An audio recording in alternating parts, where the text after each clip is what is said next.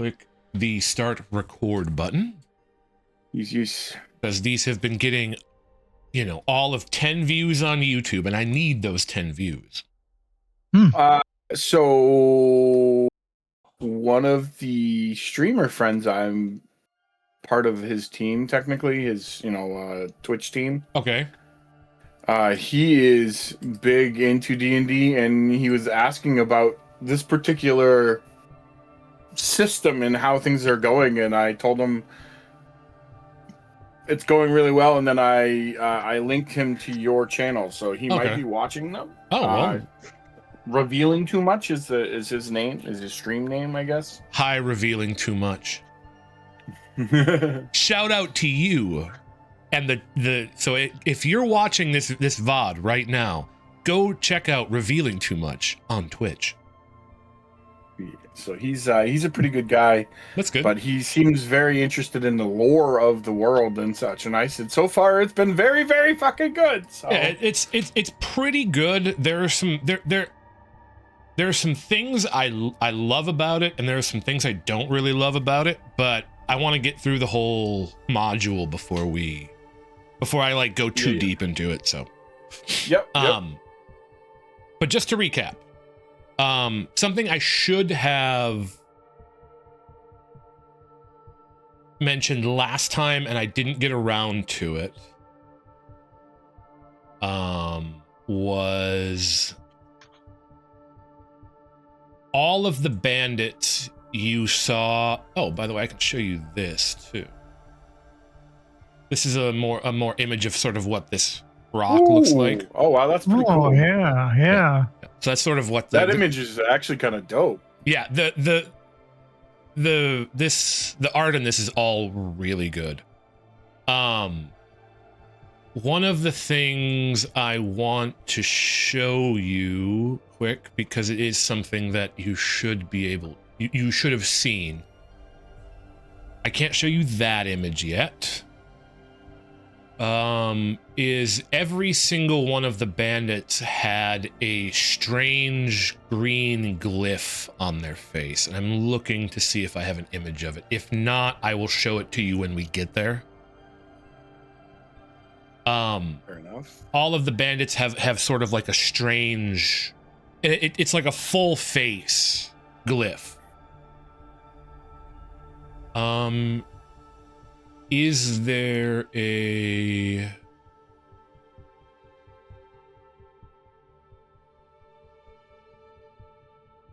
I am having a brain fart.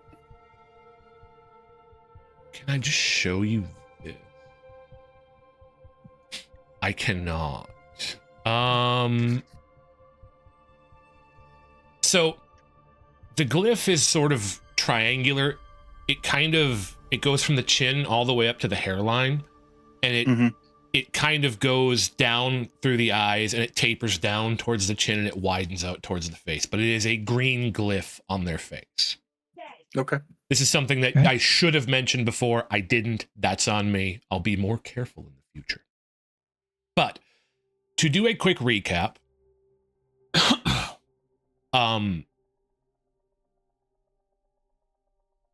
you guys went into the Shattered Plains with a brightness patron, Bright Lady, and you explored a shrine, went up.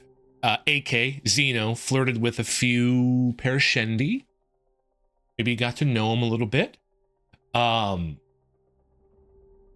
Saul discovered a soulcaster in this shrine, and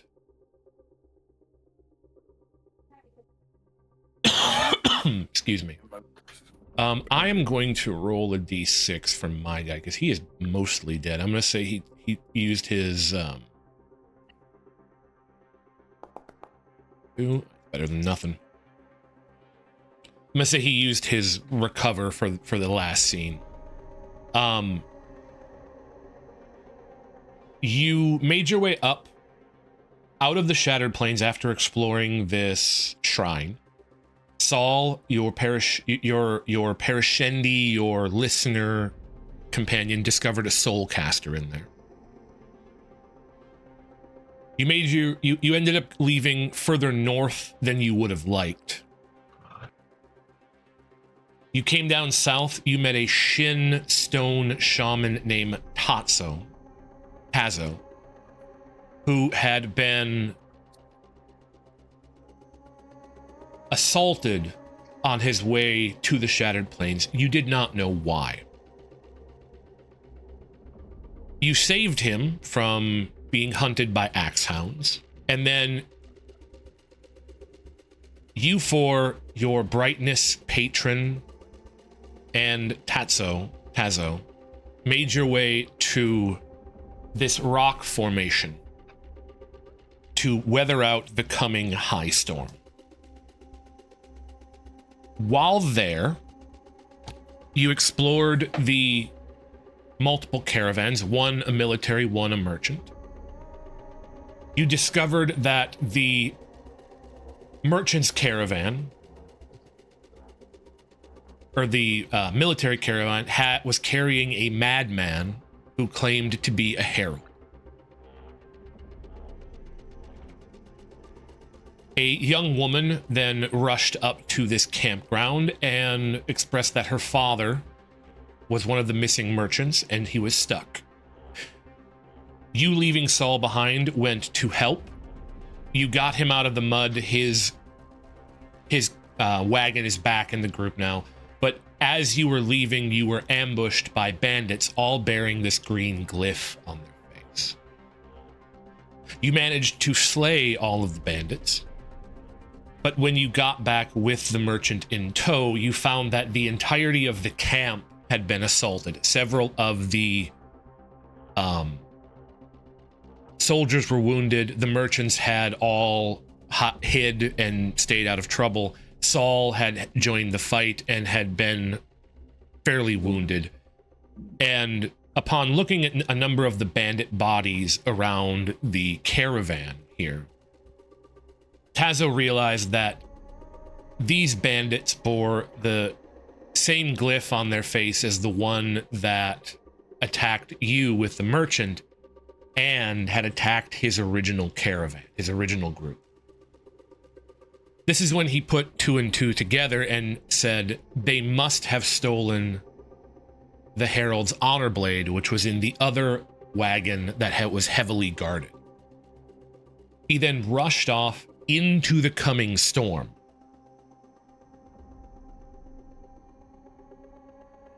Leaving you all following him to the edge of the rock formation. And as you look around, you see Tazo's back as he rushes towards the coming storm. A massive storm that covers every inch of the sky.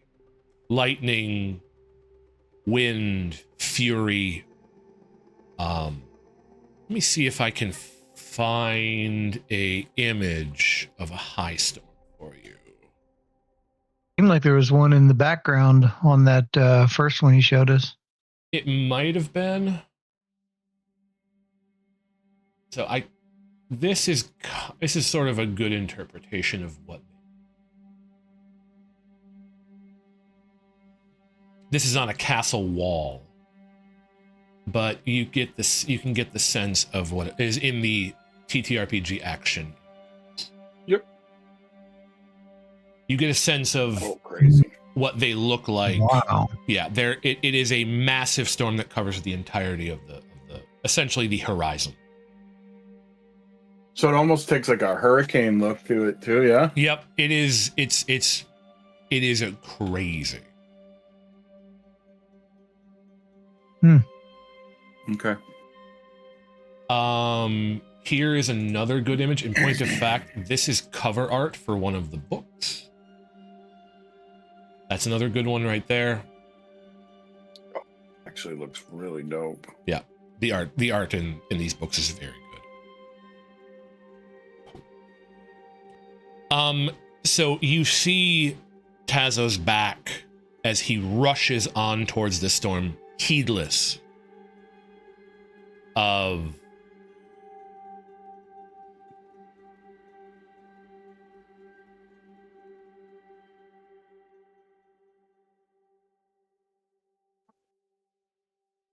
Impending doom. Any danger, impending doom. Desperate to catch what he is sure of as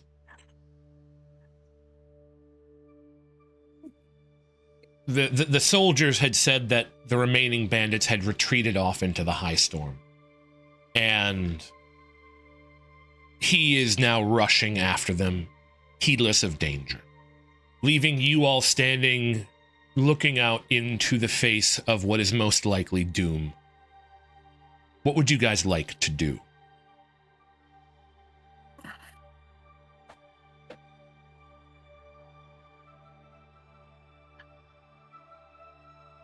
I suppose I should put you all up to the north here. Because he ran... Well, it's not technically north. They go east to... No, that is north. Yeah, so that would be... So yeah, you guys rush off up to the corner here, kind of where you came into this area. I guess I would like to investigate that cart that suspected to have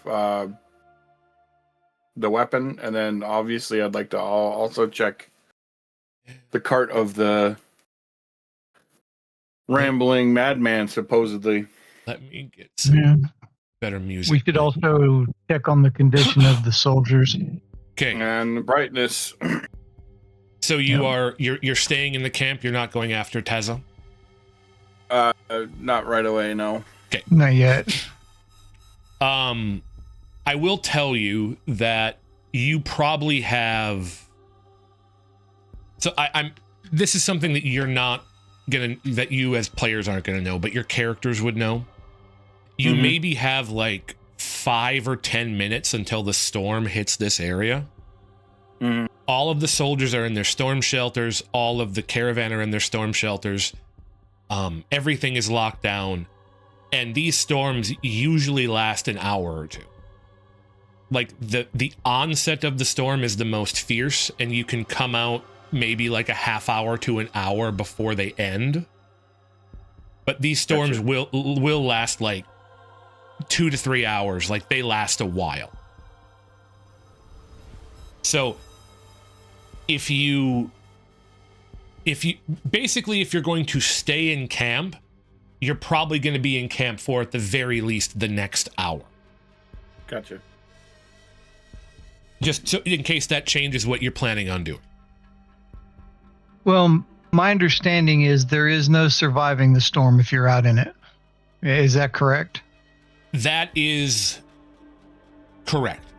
General knowledge would indicate that should you rush off into a storm, you're going to die. Well, then, what Mask said, we need to check these, check those 2 carts or wagons. And then take cover, I guess, because I mean, if Okay. I would assume even in this cliff base, we're gonna be, at risk, right?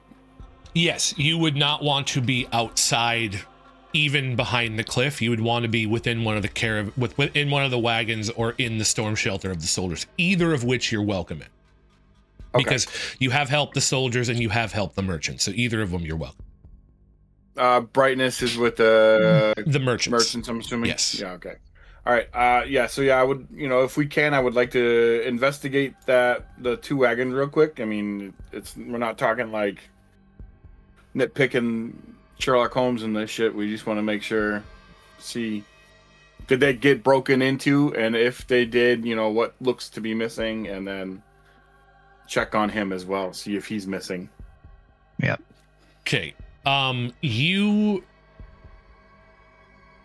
want to go check? Okay, so checking the wagons over is going to be about all you can do before the storm hits. Mm-hmm. Okay. I will point out that you noticed that all of the soldiers some of the soldiers were wounded, but none of them appeared to be dead. Okay. Nor did any of them appear to be seriously injured. Same thing with the merchants. So like when you came back to camp and they expressed what happened, nothing indicated that they were in dire straits. Gotcha. So you want to check the 2 wagons. Yeah. Okay. So you guys go off to the wagons. Give me 1 second here. Because, you know, he ran off assuming that they took the thing, but if it's still in the thing, then he just walked to his death, basically. For nothing, yeah. Okay. That's how I look at it. That's just the way my brain works. So you go to which coach do you want to check first? The one that with the supposed weapon. You go and check the coach, and it is locked. It's still locked. Like all of there were some padlocks on it and stuff before. They're all still in place. It doesn't look like it's been opened at all. And it looks locked up and bunkered down for the Highstorm. Okay. Like, no questions asked, like 100% untouched. Like, do you want to do a check on it? Yeah, I yes. Okay. Roll for me a perception check.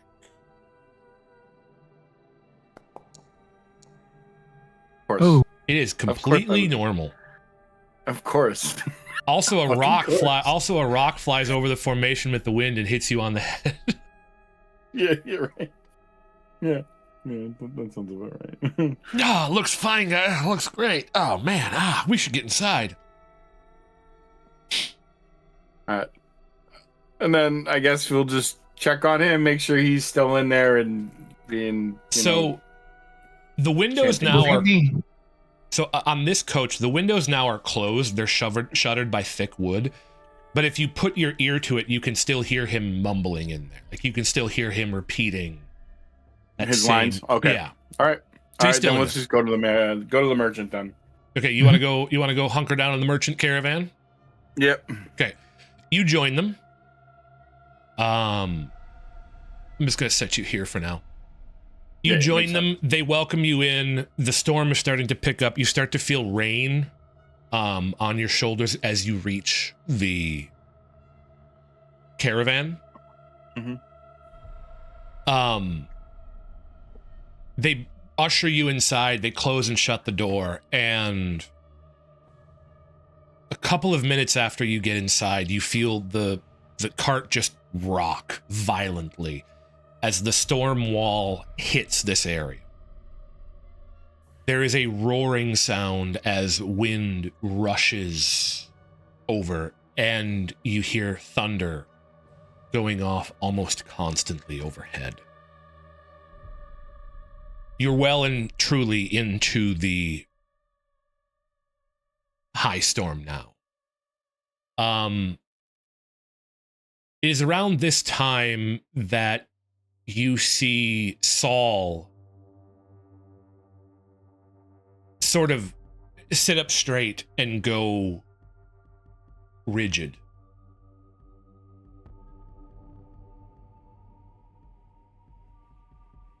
And you don't know why. And when you try to talk to him, he doesn't respond. For some reason, it seems that the storm has affected him in some way. Which, if he comes back, you'll find out about. But for now, he is incapacitated. Gotcha. And there is actually lore reasons for this, which is why I'm happy about it. For the next section, he is going to be essentially comatose. Gotcha.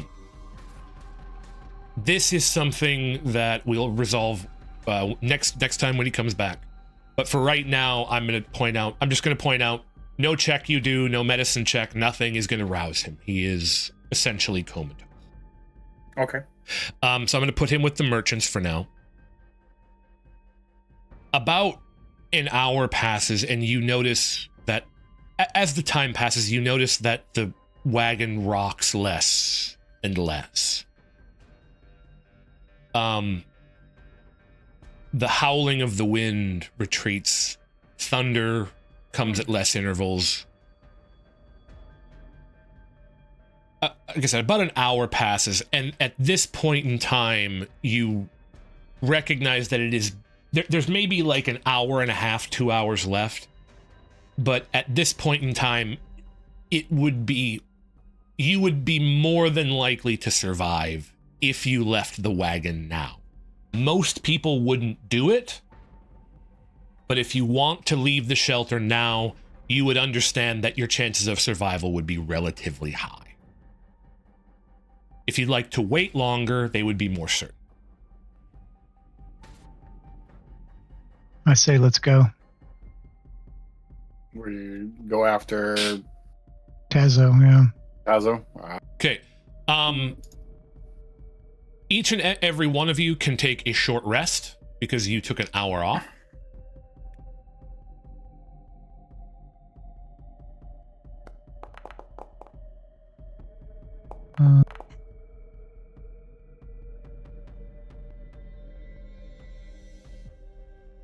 And remember where you do that.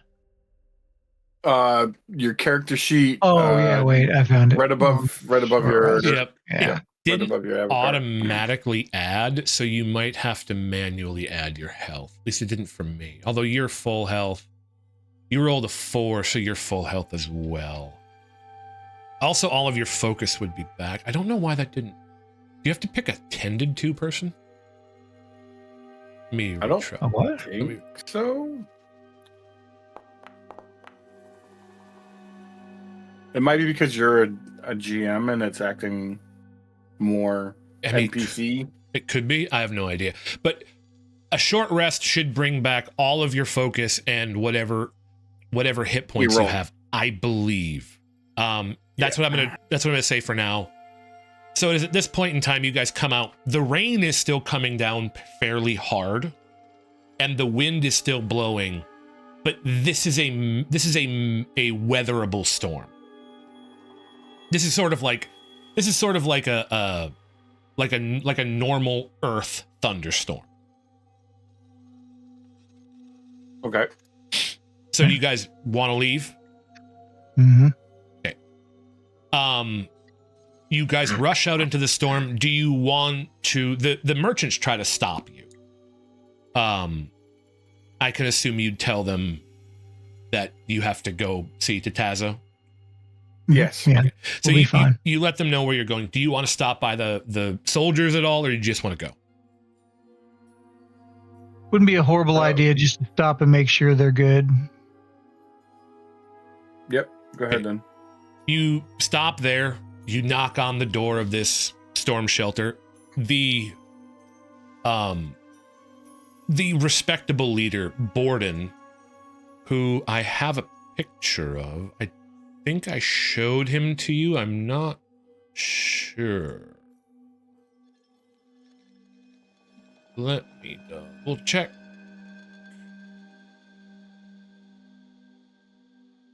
Yeah, this is Borden. That's what he looks like. He peeks his head out, asks what do you want and what are you doing?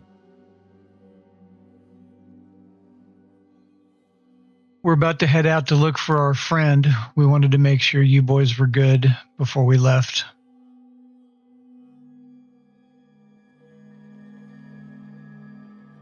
He says, okay. He doesn't know Tazo is missing. Nor does he, I wouldn't say he doesn't care, but he's not going to weather the storm for that. So he says, we're fine. We're not uninjured, and be careful. Will do. All right. Now I have to figure out. What? Her name was what? Elena Martel, right? Our bit was Elia, I believe. Elia, okay. Eliah. Elia. Elia Martel. Matal. Martel. Matal. Matal.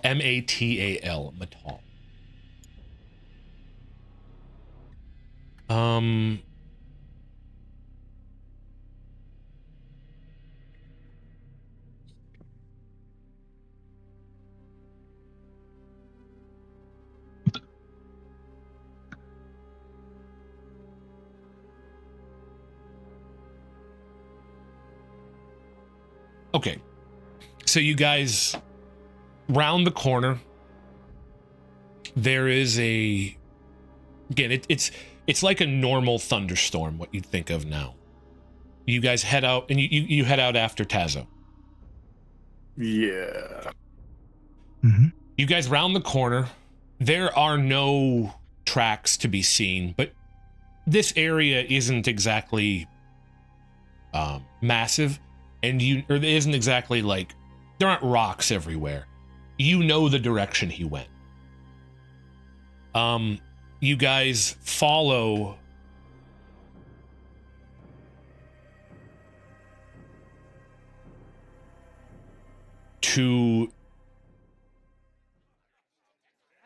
the direction he passed, and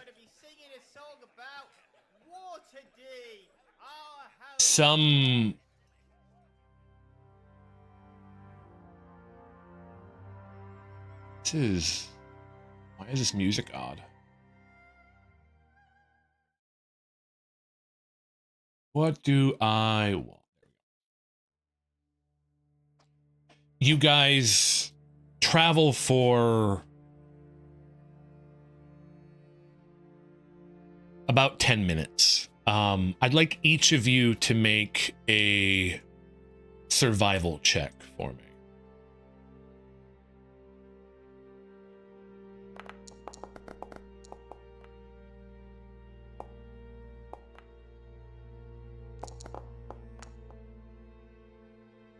Wonderful.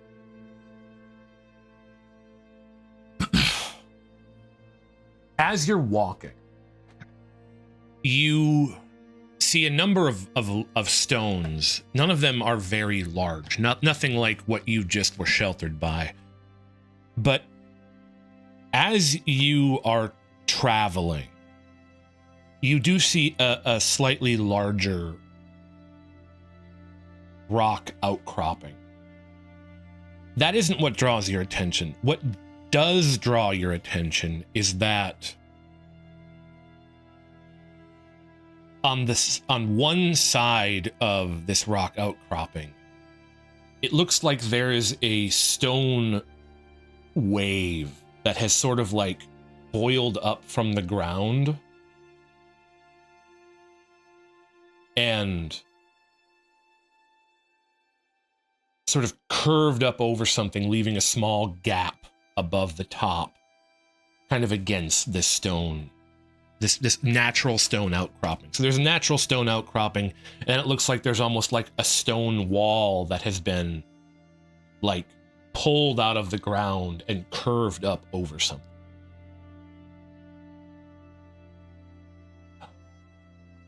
Do you want to go investigate, or would you like to continue on your way? What do you think, AK? Yeah, let's investigate it. Okay. You're just gonna walk up to it. You want to stealth? What do you want to do? Well, we haven't seen anything else. I don't see a reason to stealth up to it. We can just walk up to it, right? Mask? Yeah, I mean, I guess. Could be something sheltering through the storm, though, so maybe be careful at least. Can we do a perception check? Yeah, you're about like 50, 60 feet away. A perception check isn't going to give you... Go ahead and roll it. Go ahead and roll a perception check, AK. You can do it with advantage, since I would assume Mask is helping you.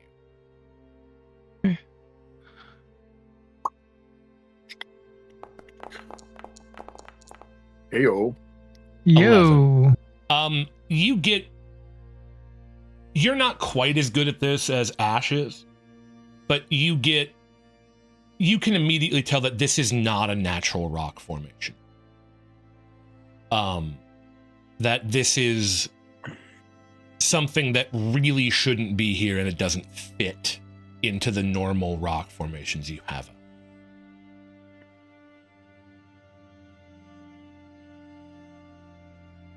But you don't see any movement, like you don't see anything around it that would indicate like a threat, or anything at all positive.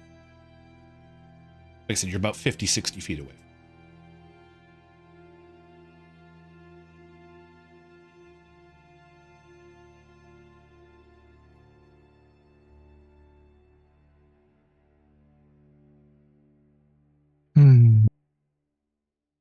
Well, I guess all we can do is advance on it. Okay. Yep. You just going to walk up to it? Yeah, I guess. I'd like to ready my short bow as we walk up to it. Okay. My short bow, my crossbow.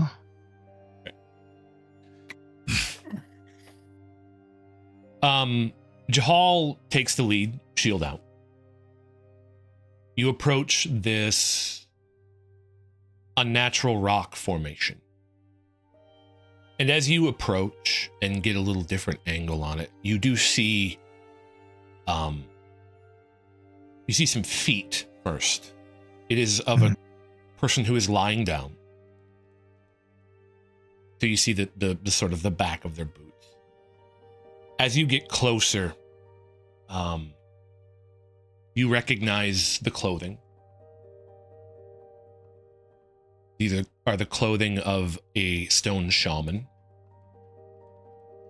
And as you get close enough, you see the body of Tazo lying pressed up against his front, pressed up against this unnatural stone wall that has been formed.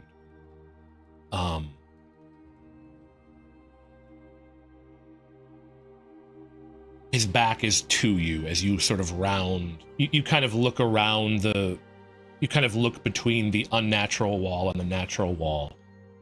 And you see him sort of pressed up against this unnatural formation, kind of huddled up in sort of a fetal position. He's not moving.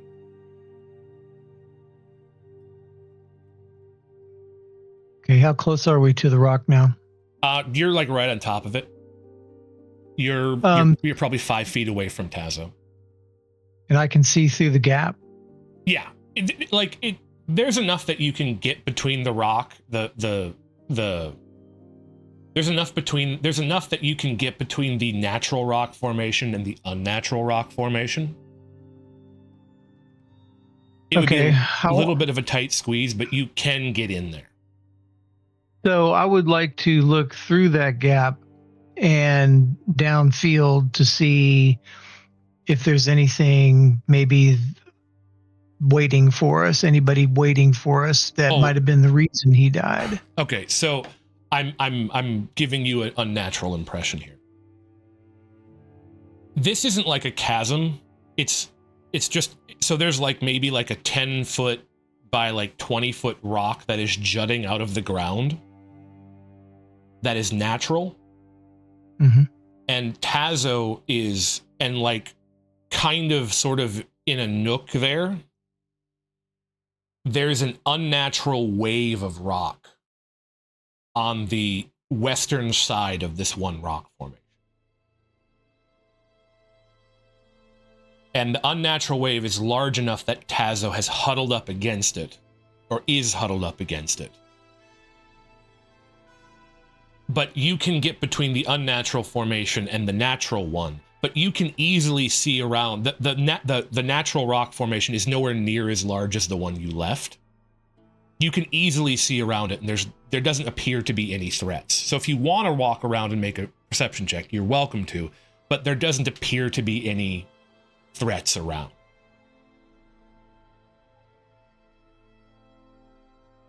Okay.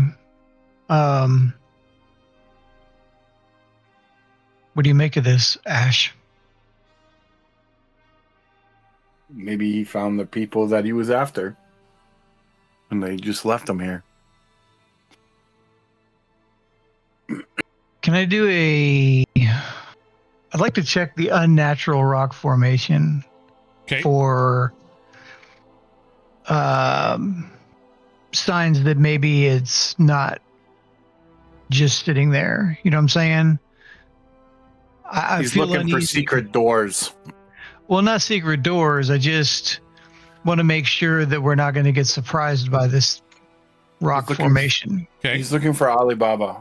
So you kind of want to get close to it and like take a look at it and see what it is. Mm-hmm. Okay, roll a perception check.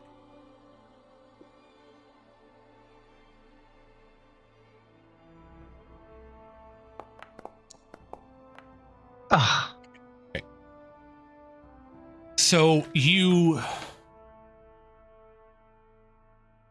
hunker down and you kind of get close to this sort of rock formation. And as you do get down there and kind of reach out to touch it, Tazo's hand shoots out and grabs your wrist.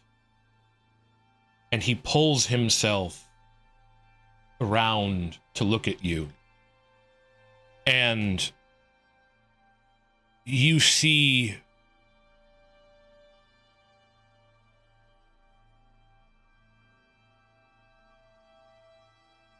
blood running from the corner of his mouth, and in the center of his chest is a dagger.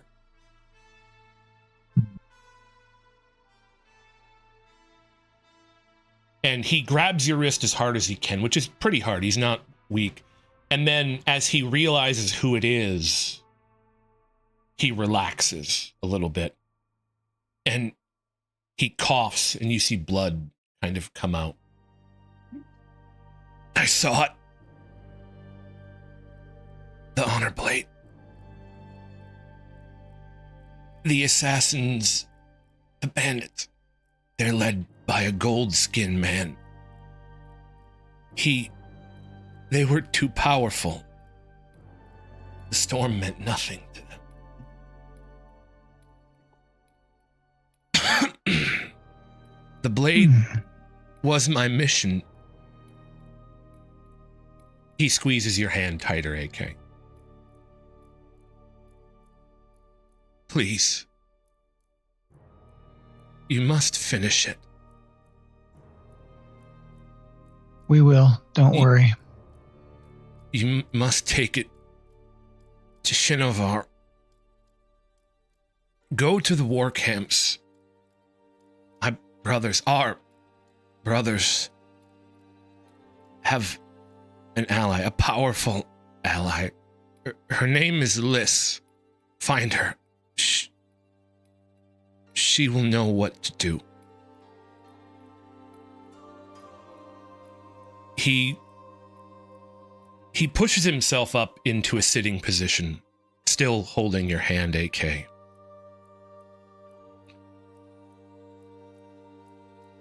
His breath is rattling in his ribs now. The shaman will reward you. This, I swear. You are Stonewalkers, but you may be all that stands between this world and the next desolation.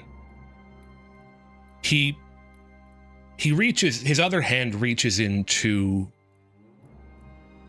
his robe, his jacket. And he pulls out an oddly shaped stone. Swear it. Swear on this stone. And he presses it into your hand, AK.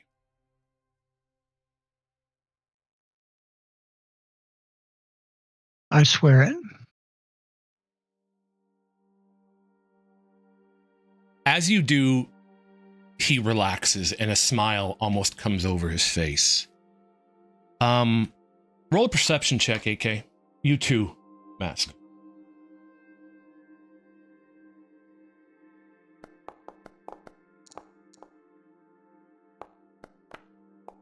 Hmm. 7. Not critty.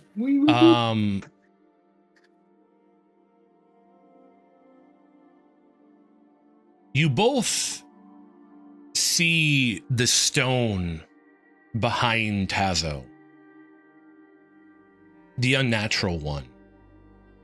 Almost begin to vibrate. rumbles.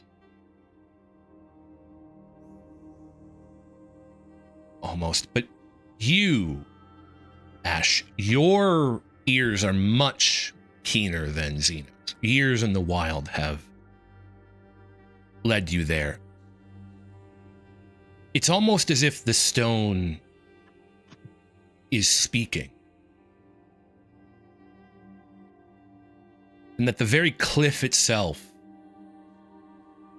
says in a voice like gravel crumbling, "This oath you will not break."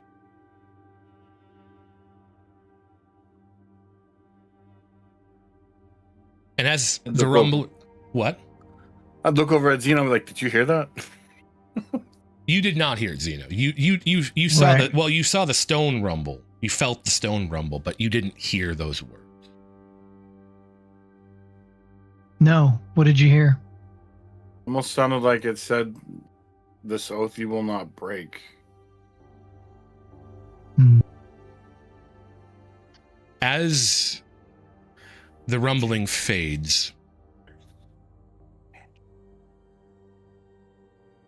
Tazo seems to be at peace. He lets go of your hand, AK, the one holding the stone, and he says, "My friends, how lucky I am to have found you." He lays back down, this time his face looking upward. "I do not hide my face from the gods. I do not die here in shame. My quest is given, and I die among friends." He smiles as his eyes close, and his body goes slack, and thus passes Tazo. Let me get his full name for us so I can be as dramatic about it as possible. Nit.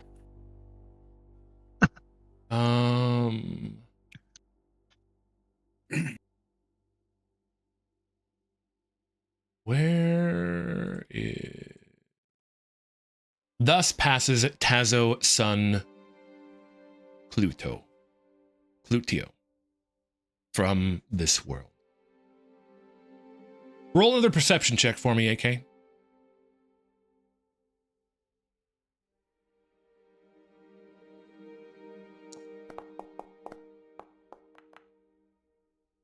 Much better. I would like to point out that you all still are in a thunderstorm, and that rain is falling all around you. You are left looking down at the body of your your compatriot, man you haven't known very long, but a man you did know to be of honor. And as you pull this stone in your hand closer, you feel it. It's warm. You're in the middle of a thunderstorm. Everything around you is soaking wet, but this stone is oddly warm to the touch.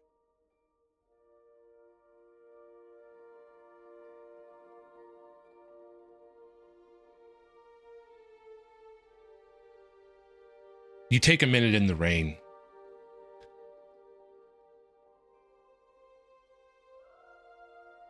You mourn. Think about the oaths you have just given and the journey that is now before you.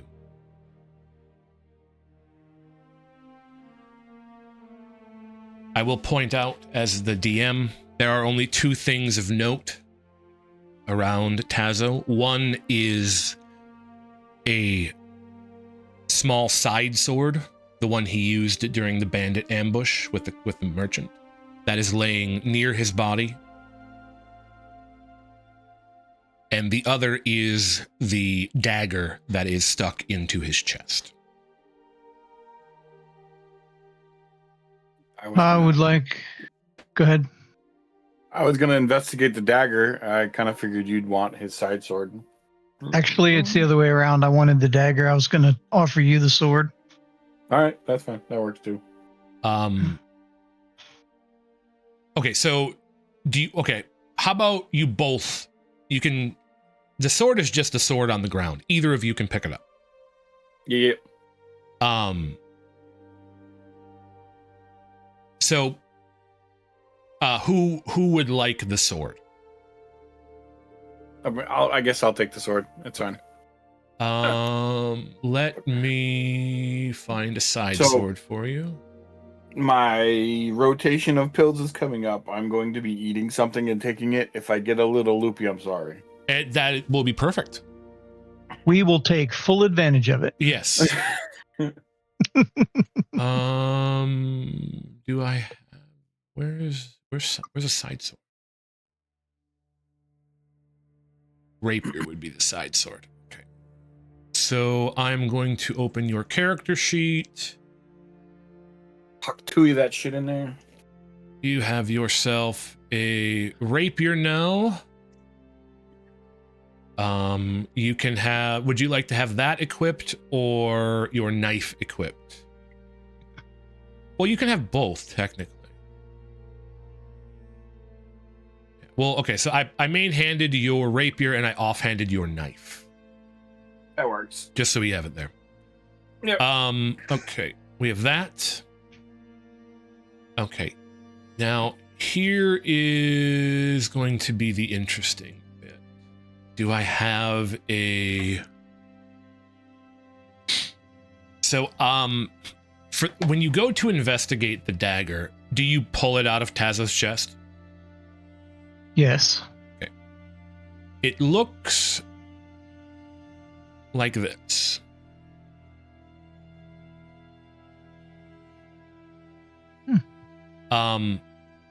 It looks to be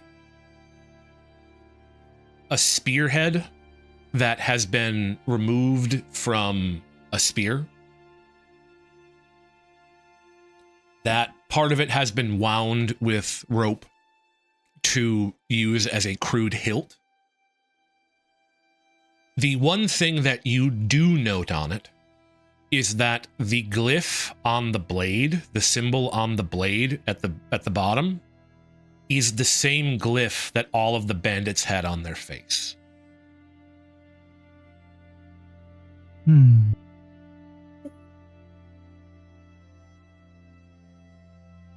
It is also covered in Tazzo's blood, which washes off in the rain.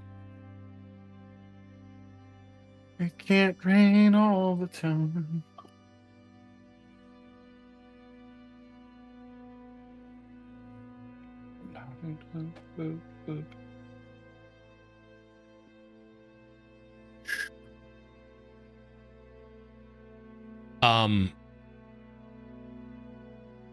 That is essentially all of note. I will tell you as the DM, there is nothing more to find here.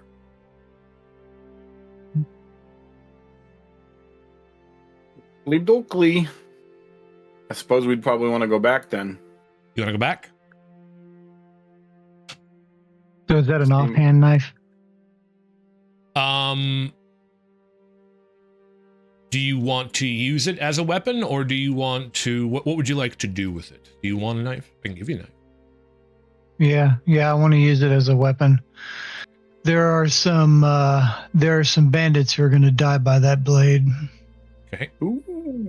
Let me get you a dagger.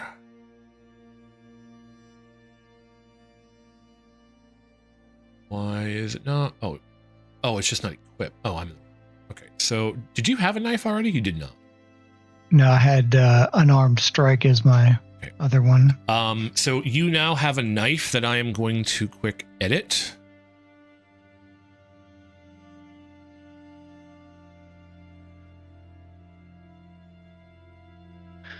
So I do have a question. Yes. How does it, if I have the short bow and the knife equipped, will that affect my ability to use cheap shot? No, no, it's not No. cheap shot. Hold on. Whatever that skill is that I'm trying to find currently. You know what I'm talking about? Yes, it will not. Okay. You just, whenever you got to use that ability, you have to make sure you use an unarmed attack. That's Yeah, all. you just can't use a weapon attack. Okay. So I just didn't know if I had to unequip it in order to use the skill, fucker. Damn it. but I don't, Ah. right? You all right, Mask? Yeah, I shifted and the shoulder did an unhappy movement. Having had surgery on my shoulder before, I can tell you that there is no part of your body that you can move that doesn't make your shoulder hurt for some reason. All right. I don't know if I can edit the actual text. Actual text. So it's just gonna say knife. I can't like make it. Oh, can I? Oh, I can. Spearhead dagger. Okay. There we go. Okay, so you in there it says spearhead dagger. This is the dagger that was pulled from Tazos' chest. Okay. All right. Oh, you also have a rock.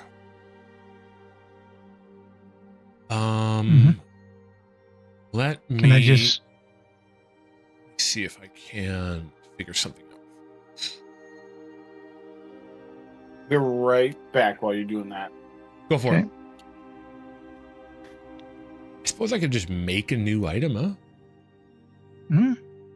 Take me 20 minutes just to get up. Mistakes.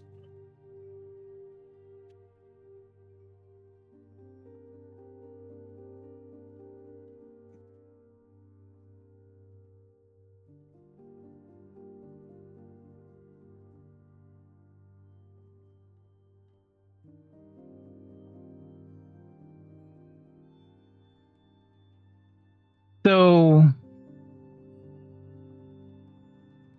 Yes. the stone is warm, and I feel like it's something that I might know something about if I did like a lore check, because I mean I am a stone shaman too. Yes. 1 second. Maybe I'd know what the stone is.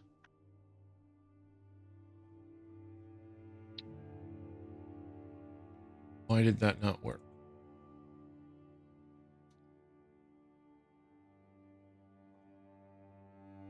Go ahead and roll a lore check for me.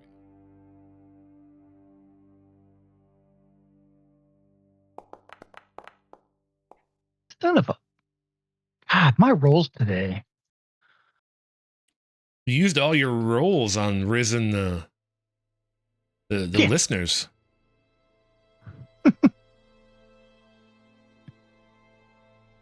You know, Hopefully that'll pay off at some point.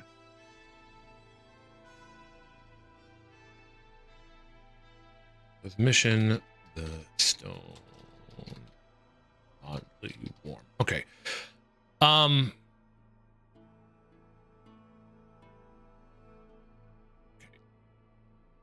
All right, we have it. Okay, wonderful. That's what I like to see. Okay. So you take the stone out and it's warm and you look it over and nothing about it seems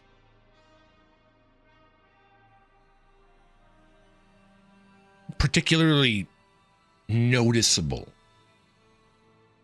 It looks just like a sort of rough-hewn brown gray basalt stone, other than being warm when it really shouldn't be. Nothing really stands out about it. Nothing in the stone shaman culture, the Shin culture, would put any sort of emphasis on this. You would know about a thing called oath stones, which I don't need to tell you, the player, about. This isn't one of them.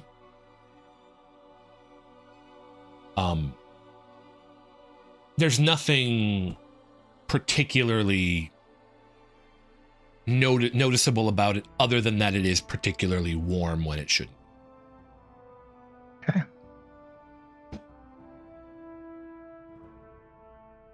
Well, I guess I'm just going to pocket it and move on. Okay, put it in your pocket. All right. Oh, yeah. We are waiting on Mask. Sniper didn't show up. Sniper didn't show up. No.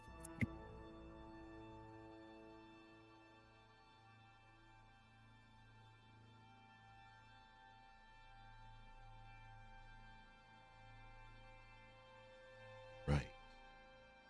That was delicious. Thank you. You're welcome. Can you shut the door, please? Thank you.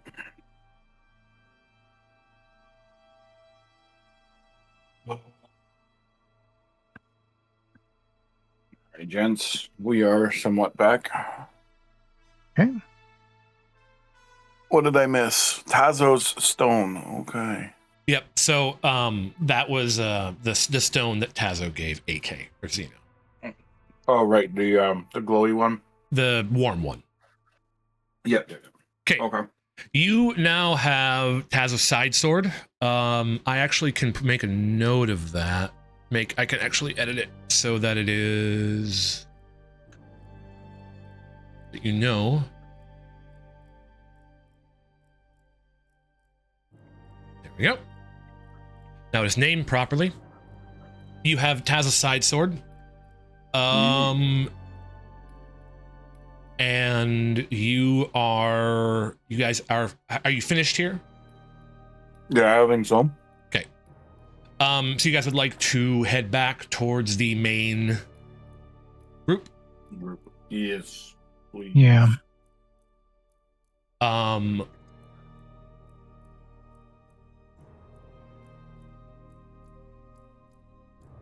You walk back. The rain, so it took you about 10-15 minutes to get there. You probably spent about 10 minutes in total with Tazo. Him talking, you offering him comfort, going over the things that happened, looking for clues, all this stuff. And now it's about 10 or 15 minutes back. So by the time you get back and you round the corner, you see that the camps have kind of got back into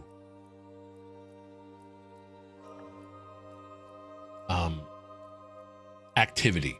That the rain has slowed now to the point where there's maybe about an hour of drizzling left, and the soldiers are up, they're out, they're starting to, loosen ties and get themselves ready to move out. Despite the discomfort of being in the rain, they want to get underway and they want to get to the war camps on the Shattered Plains. The merchants are not quite yet. It looks like they're going to wait a little longer until the rain. They have a little less to do. There's only a couple of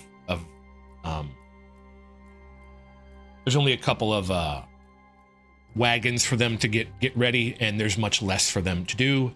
So they're going to wait a little bit longer before they go out into the rain, but the soldiers are out and they are starting to kind of break camp and pack up and things like that. Asha. Yes. Tazo said he saw the honor blade. Mm-hmm. Did we not find the wagon locked? Yes. Yeah, it was still locked.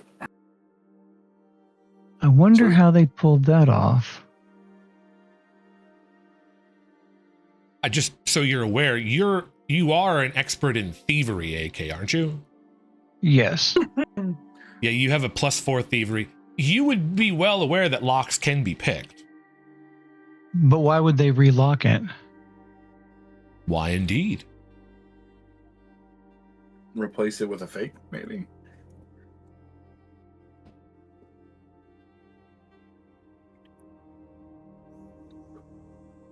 So, let's go talk to roll for me a lore check, AK.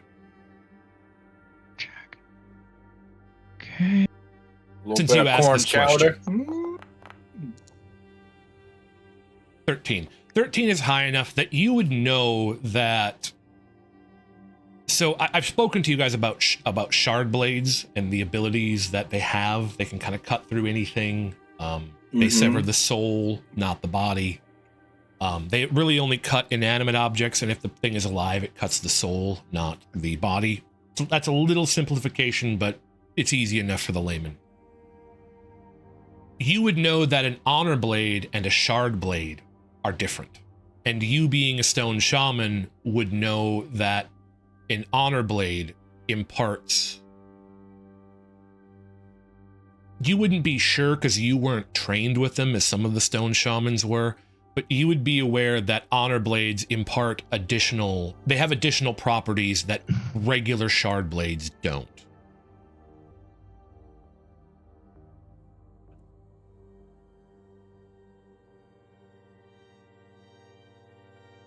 Okay. Also, honor blades are weapons of the heralds, and shard blades are not. Shard blades are something different. So, I think we need to go and talk to the commander.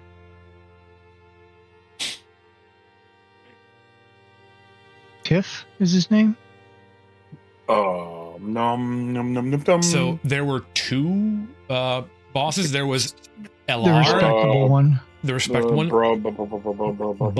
Starts with a B. Borden, yeah. Borden, that's it. Borden. You We wanna need to go speak to Borden. We're gonna go talk to Yeah. Borden. Okay. Mm-hmm. So you guys walk through the camp. You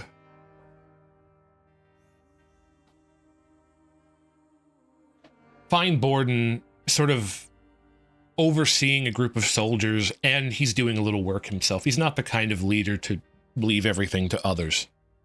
He is sort of working, and you approach him, and he looks up as you approach, and he says, "Ah, yes, I need to pay you for saving the merchant. Saving the merchant. Yes, let me go get your pay." And he begins walking off towards one of the wagons. We'll let him do that. Okay. I believe he promised you 50 marks ahead. Let me just double check. I think so. And make sure that I am aware of that. 40 or 50, I can't remember which.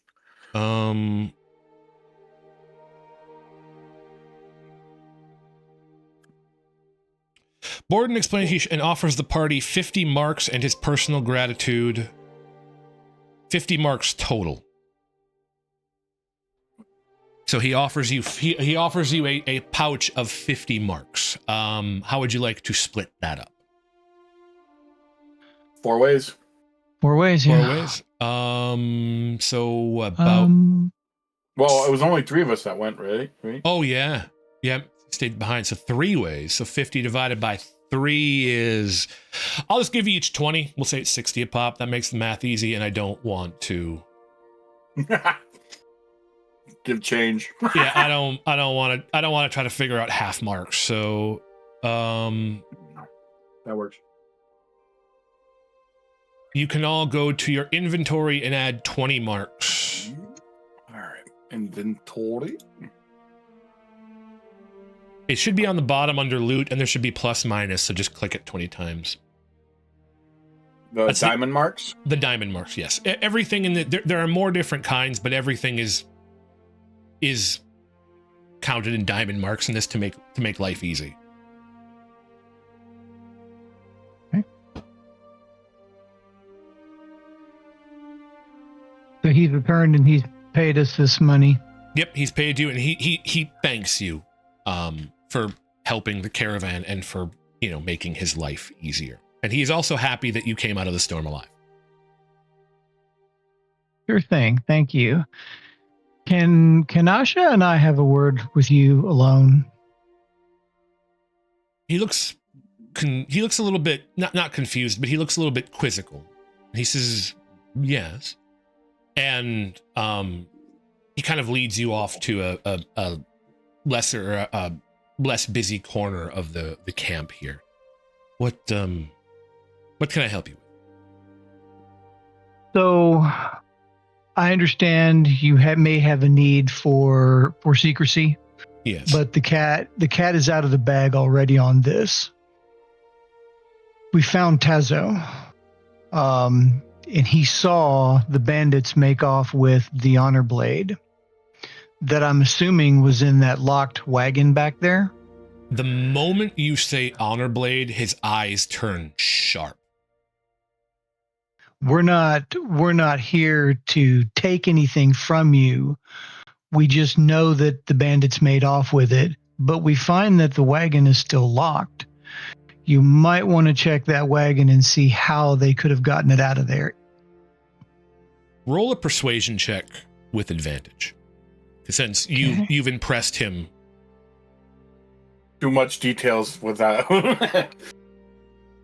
Do what? Persuasion with advantage. Persuasion with advantage. Yep. This corn chowder came out amazing. Nice. Oh, good. 18.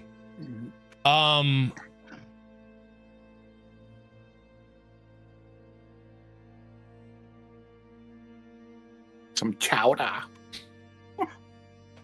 He looks you up and down, and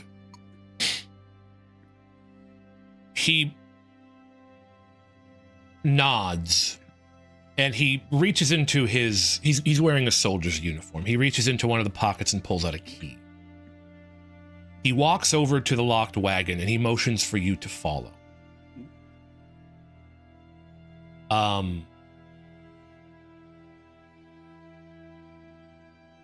He unlocks the door and he opens the wagon, and inside you see nothing. And then he climbs into the wagon and he pulls up one of the boards in the floor and pulls out a long case. And this case is like 7 feet long. And he opens the case, and inside you see let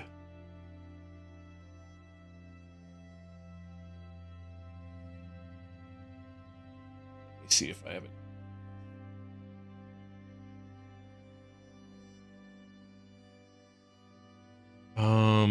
Hold on.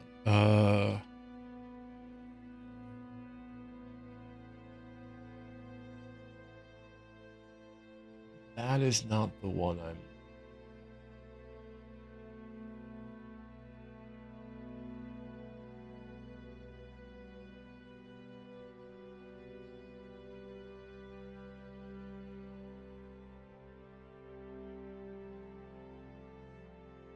That is also not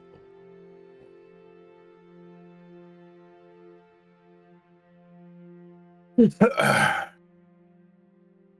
Okay, well, I'm just going to send you a picture of a blade. And then you'll have to imagine, because they come in different form. I saw some like hand drawings of some of the Herald's weapons somewhere. Yeah. Oh, there's a bunch of them. I just don't want to show them to you until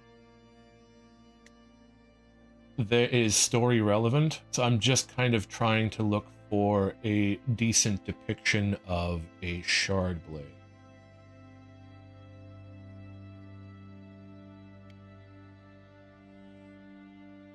So that you know kind of what you're looking at, but not completely. This is pretty good. So this is what a shard. This isn't what the one in there looks like, but it looks like a it almost looks like a big meat cleaver, but it's sort really of long handle. Sort of a pale blue like that, and it is like 6 feet long. It is a massive sword.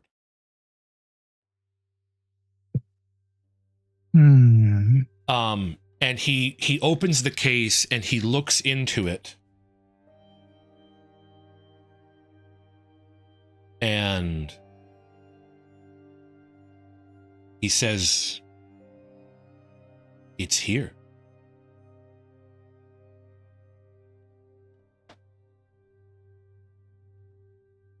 I'm gonna look at Ash.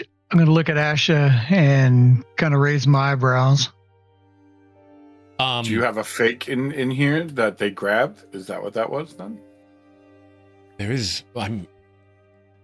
I didn't see them pack it up, but no one leaves a shard blade. Which you would be aware of, that this thing is worth like kingdoms. Yeah. This thing, like this thing is worth an immense amount. This has an immense amount of value. Would my character? It'd be safe to say it's like Zeus's bolt. Yeah. Yeah. Would my character know the difference Between a shard blade and an honor blade? Uh-huh. Roll a lore check. Good old lore. Good old lore check. Yeah, I mean, decent roll this time. Damn. You at one point in time were, so you know that the majority of, so Mask doesn't know this, or Mask character doesn't know this, but Mask is going to learn this now. You know that the majority of the honor blades reside in Shinovar, your home country. Mm-hmm. And at one point in time, you were shown them, but you don't remember enough details to know if this is one of them. Plus, there were some missing. Not all of them are there. So this very well could be one of them, or it could be one of the missing ones. And without sort of handling them, bonding to them, you would have no way of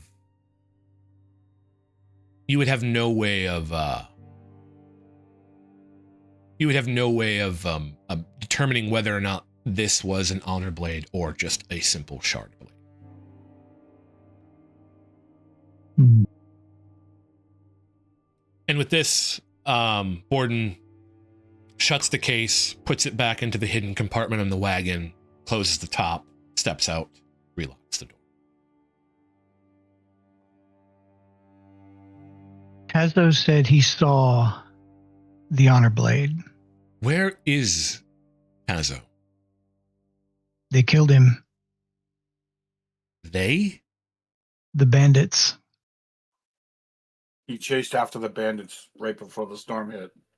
Yeah, when the bandits fled just before the storm, he went after them.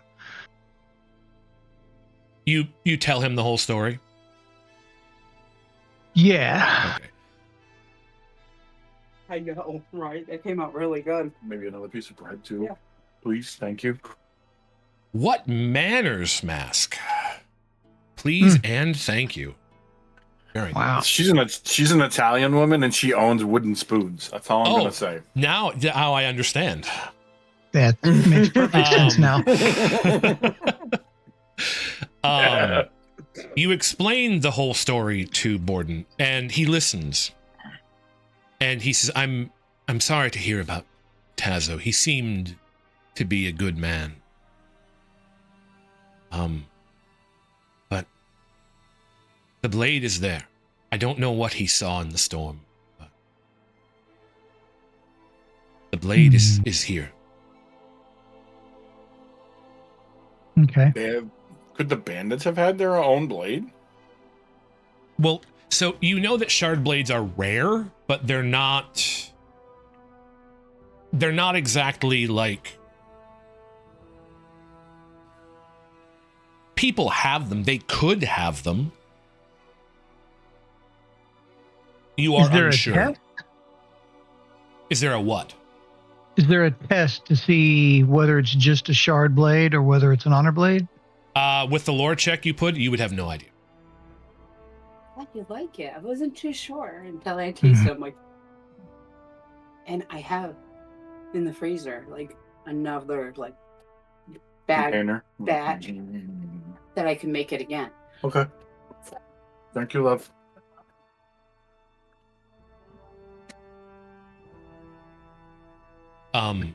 Borden God, that is so says, well, now I want corn chowder, damn it. Come on over. I'm thinking She's an about it. Italian woman. She's Italian. I can guarantee you I have enough to feed the whole fucking army. There you go. With this, Borden gives you a nod, and he says, I must go back to work. Thank you for your concern, but everything seems to be in order. Of course. Thank you. He gives you a bow, and he's very respectful. It seems that you have impressed this man, and he doesn't... It seems he's more appreciative of your concern than he is, like, upset that it was wrong. Or at least in his mind, wrong. So with that, he is going to go back to his preparations. And about this time is when the merchants start coming out of their caravan to get everything prepared for them to leave. So, do we know if they're both going to the same spot? yeah, well, they're all going to the war camps on the Shattered Plains. The war camps are basically like small cities. Okay, let me... I'm going to spoil a little bit for you. Are they going to the same war camp that Liz is at? So you would know... Where is my image? You would know that the war camps are all very close to each other, and that while it is difficult sometimes to move between them, you can move between them. Okay. Here. Okay, so here is an image of one of the war camps. This, I really shouldn't give this to you yet, but is there any... No, there's nothing. So this is an image of one of the war camps. This is an image of the Colin war camp, or Colin war camp. Mm-hmm. Okay. So you see... works because that's what our girl is, isn't it? No, your girl is a Sidious. The Collins are the other soldiers. So Yeah, the soldiers are what going to it go is. to this war camp. Eli is going to ask you to bring her back to Sidious's war camp. Yes. Okay, yeah. But you would know that the war camps are like right next to each other, and Yeah. you can move between them if with some difficulty sometimes. They kind of act like small extensions of the High Prince's kingdom. Gotcha. But the merchants are now they up, and mostly all formed inside these like caverns, if you will? Yeah. So a lot of the buildings and a lot of the walls are going to be soul cast. So they're going to have made stone walls and things like that. So okay. That's actually a pretty dope picture too. Yeah, the art for this is pretty good. Mm-hmm. It gives you scale, like just looking at the you know the individual people outside the like the tent areas, and then if you look at that compared to say that building where the central complex is, Yep. that gives you an idea that you're fucking around with some people. Yep. Yeah, they're meant to be war camps, so. Yeah. So, Makes sense. do you want to talk to the merchants at all before you start to head out, or do you want to stay with the soldiers? What would you like to do? Asha, Yeah. we need definitely to keep this. We need to keep this wagon in sight. We need to keep the brightness in sight too, but she ain't gonna come near it. You want to go? No. You want to stay with the carriage, and I'll stay with her. I don't know that splitting up is a good idea. Well, the war camps are all in the same general location, so you would be traveling together for basically like a day and a half. Not even really that, probably like a day. You'd be traveling for about a day, and then you would split up as you got to the war camps.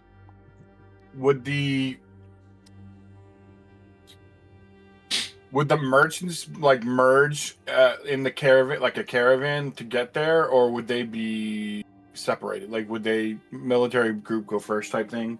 Yeah, so the military would probably go first, and the merchants would stay behind them. Yeah.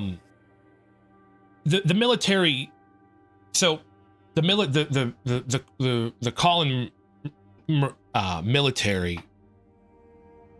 they seem to be very well organized and very like well put together.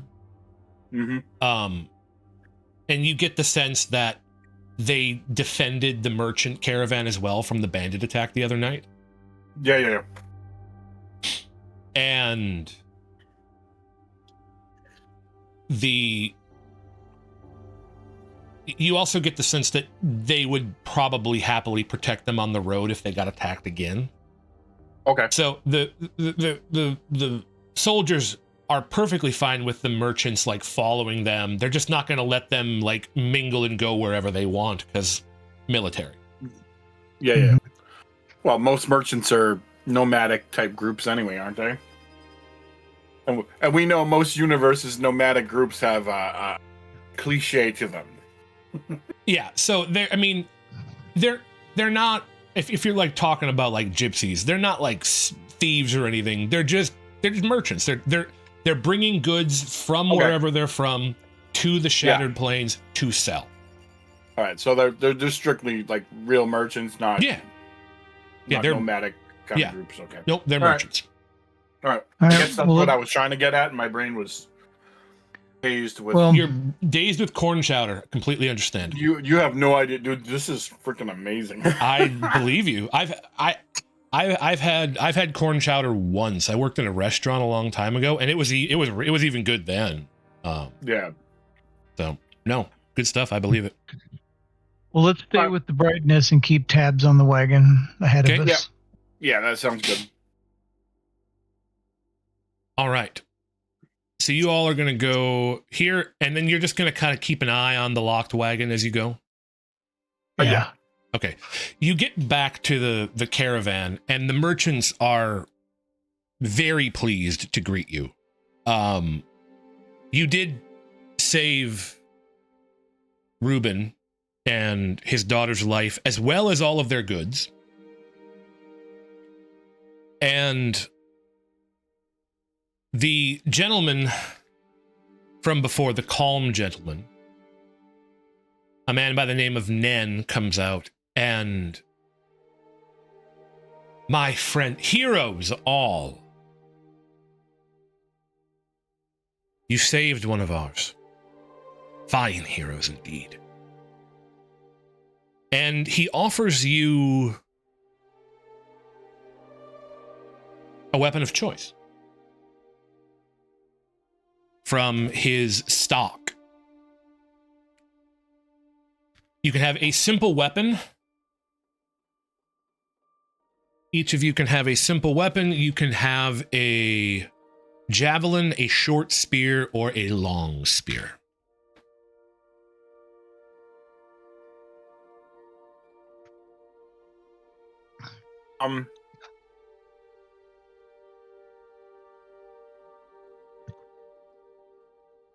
So a javelin is a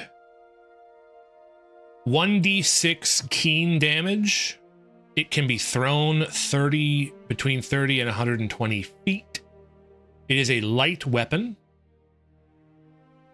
A long spear is a heavy weapon. It does 1d8 keen damage. It is a melee +5, which I believe means that. +5 reach. Is +5 reach. Yeah. The expert trait on it is defensive, which means that it acts as a shield. So you can take the brace action using the long spear. And the short spear. Oh, wait, there's the side sword. Hold on. I have the wrong weapon on you. There's the side sword. Edit this real quick.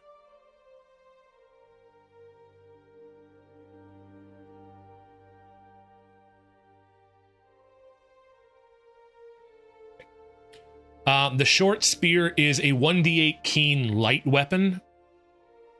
It is two-handed unless you are an expert in it. Then it is a one-handed weapon.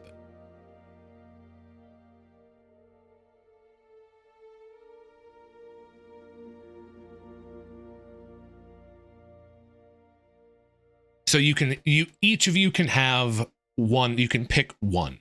So AK can have one, Mask can have one, and Jahal can have one.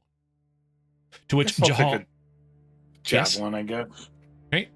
Jahal is also going to take a javelin because he does not have a ranged option. Take the short spear. He rewards you kindly. Short spear for you. AK. There you go. All right, so you have the short spear equipped, AK. I don't see my knife anymore. Yeah, because the short spears. So if you open your thing and you click on actions, the actions is only going to show what you have equipped. So you have the short bow and the short spear equipped. If you go to your equipment page, that's where it will show all of your equipment. For traits offhand. Okay. So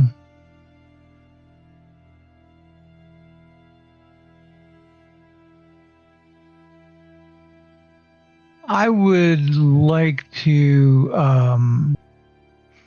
have the dagger equipped and not the short spear. Right. Okay. Thank you. So I believe the offhand trait. Mm-hmm. So if I recall, give me a second. I'll look this up real quick. Yeah, that just threw me off because it says expert traits offhand, and I don't ever recall. Yeah. So the way it works is you, instead of like in D&D where you get a bonus if you're proficient with it, if you get an expert, the weapon gets a different thing. Gets like additional properties. Got you.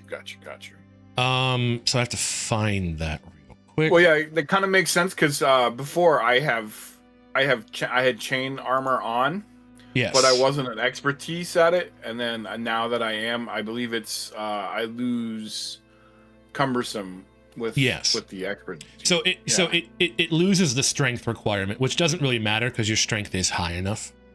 Yeah, but I also like the idea of being an expertise on things that I'm using. That way, I don't have to worry about myths later on.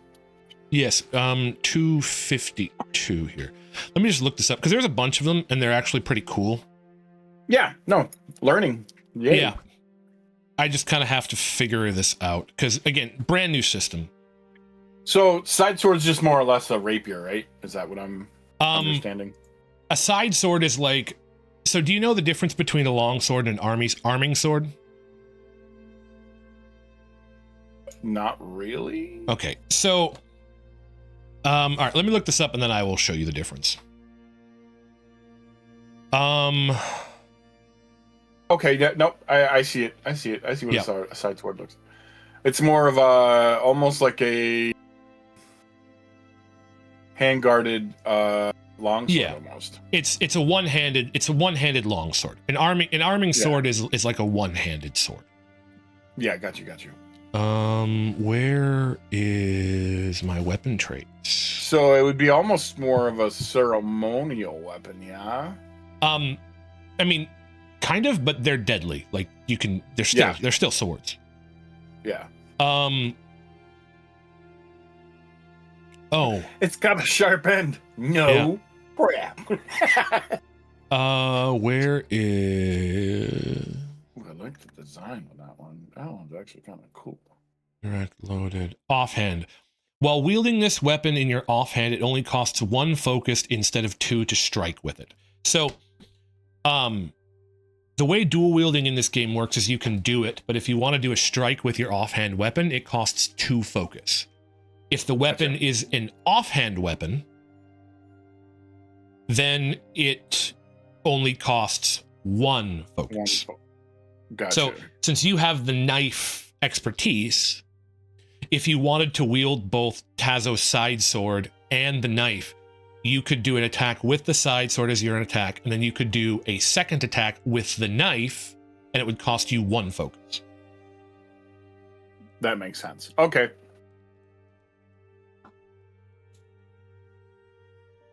Okay, That is does sound everybody... like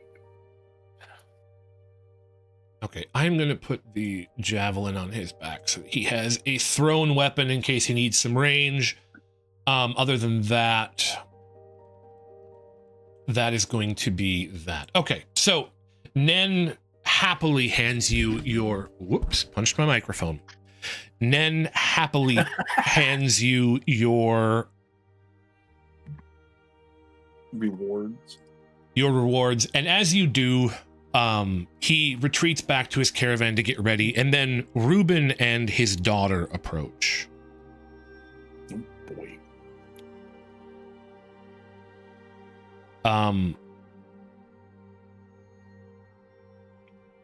And they're very happy to see you. You saved them. You're gonna take sling off real quick. Give me 1 second, gents. Not a problem.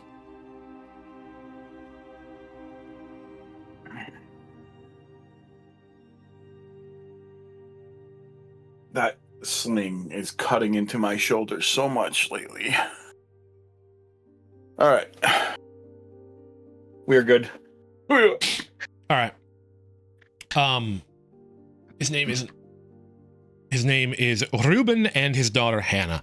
They both approach you, pleased smiles on their face, and Reuben is carrying a bottle. He holds it out to the group. Which one of you would like to take it? AK looks like a man of quality alcohol. Go for him. Okay. He hands you a bottle of... It's unmarked. And he thanks you profusely for saving him, saving his wagon. He says that this is a bottle from his private stock. He is a wine merchant. This is a bottle of Auburn wine. You would know that wine is ranked by colors. Orange wine being orange, the color, not the fruit. Oranges don't exist in this world, the fruit. Orange wine, the color is essentially non-alcoholic, whereas violet wine is the most alcoholic. This would be a bottle of Auburn wine. It would be relatively alcoholic. And it is of good quality. It is of his private stock. He thanks you profusely for your assistance, and he says that you can drink it, sell it, but if you do decide to sell it, don't take a hair under 150 marks. Thank you. So you, AK, not Jahal, AK...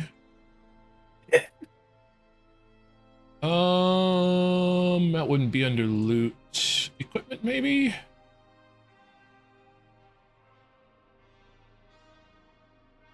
Did I have a chance to tell you everything that happened with the surgery, AK?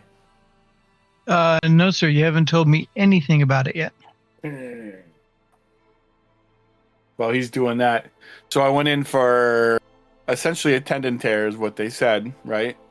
Mm-hmm. Went in for the surgery. It was supposed to be 2 hours. 3 hours later, I wake up. Doctor told me that it was my tendon tore off completely from my shoulder. Oh. My bicep was completely shredded. And that a partial of my rotator cuff was torn. Oh my God. And while he was in there, he decided to take care of the bone spur too. Oh. Okay, well, I mean, take care of all of it while you're in there. Golly, no wonder you were in so much pain. Right? And what was funny is everyone's like, oh, yeah, oh, that sounds terrible. I'm like, yeah, I was working like that for a year. Just so we keep that in mind. Oh, damn. So Auburn wine is spicy with an earthy aroma brewed with fermented fruit. Sounds delicious. So you can drink it, you can sell it. It is a bottle of wine worth roughly 150 marks, according to Ruben, the seller, the wine merchant. And he gives it to you with his thanks. Hannah runs up and gives you all a hug because she's a little child and she's very happy you saved her father. Mm-hmm. And with that, the other merchant, the lady merchant, Svelka, the one who was worried about her friend, she thanks you profusely. And she says that your friend is still unconscious, which is Saul, and that he can ride in her wagon to the Shattered Plains. He'll give her a ride, or she'll give him. Thank you kindly. With that, Elias steps out. She then takes a seat in one of the wagons, and she waits for the caravan to set out. Is there anything you would like to do before you all leave? No. I'm all set. Okay. So with that, I would assume you help prepare the wagons? Yeah. Wonderful. With that, you prepare the wagons, you help everything. About the time the rain stops, everybody sets out away from this area, and about a day passes as you ride or walk in relative luxury. And at this moment, you can all take a long rest. Because you are riding in the wagons. Give yourselves a long rest. We are. You are not fighting. You can ride in the wagons. You can walk. You can enjoy the summer air. That was a heck of an adventure for them. Well done, awesome. gentlemen. You guys, let me see if I can get an image.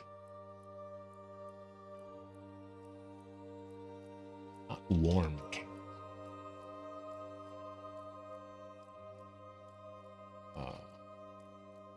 Let me see if I can get a cool little picture here for you.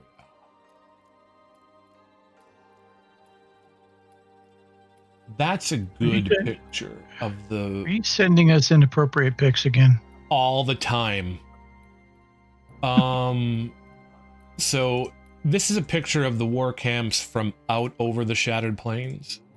But you can kind of get a sense of what it would look like approaching from the other side.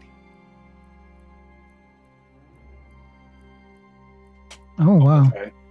So there's, I believe, 10 Warcamps in total. Let me just double check. There's 10, one for each of the high princes and their kingdoms. And then the castle on the hill would be for the king. What's with the army like array on the plain there? Is that a city or is that just an army? That would be an army. So if you'll note that there's bridges between the chasms there. Yeah, so, I saw that, yeah. So the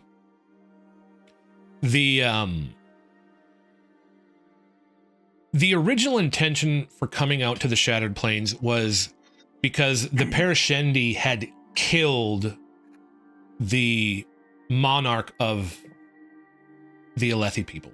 They killed the king. They assassinated him. But when they came out to the Shattered Plains and began to make war on the Parashendi, what happened was they found out that chasm fiends had very large emerald gem hearts. And emeralds are the most valuable gemstone because you can use them to make food.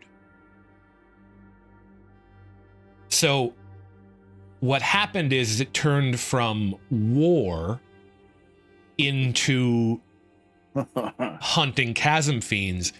And because the Alethi people are very competitive, they began to sort of compete to take the most gem hearts. Gotcha. So they will send out armies into the Shattered Plains when a chasm fiend is spotted to try to hunt it, kill it, or something along that line. Material hunter. Boop, Yep. boop, boop. Just like Monster Hunter Wild. Anyways. I mean, it does have some similarities to it for sure. It does. Okay. You guys set off. You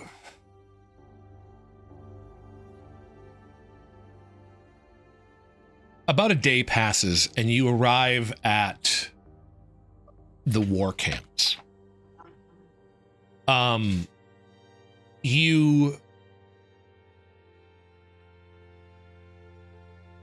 I can probably turn the music off of sad, huh? Tazo has passed. It's got a very ominous feel to it too, though. So yeah, we're gonna go for something a little bit more otherworldly, a little bit more awe-inspiring. You approach these war camps, and this is not the first time, because you guys did come out to these, not really understanding what was going on, but you did get into the employ of Elia Matal. This is the second time coming back, but it is as awe-inspiring as the first time. Do I have an image? Oh, I have this.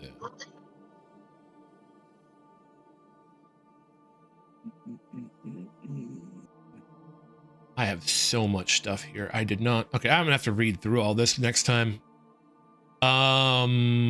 Where did it go? Oh, great. Funny. One of my streaming buddies that I follow and been, pretty much knowing him since I started streaming. Yeah. Got back into World of Warcraft because of the whole housing and community updates that they got going down. Yep. And he picked a character that is like not anywhere near his normal him. It's just kind of funny to see it. You know what I mean? Yep.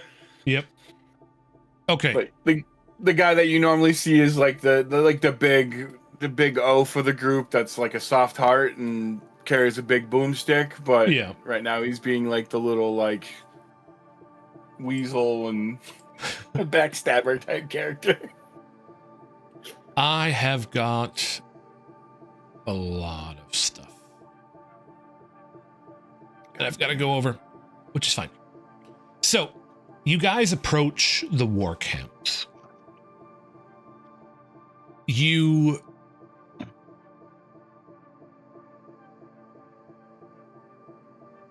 As the military group, the Colin military group splits off and heads into the Colin war camp, Borden stops and he informs all of you that you are welcome in their camp, that he'll send word to all the gates that you are allowed to come freely.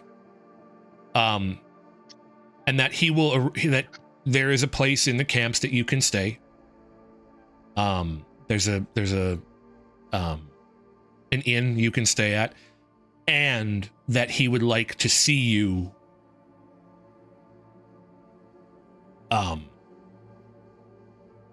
again.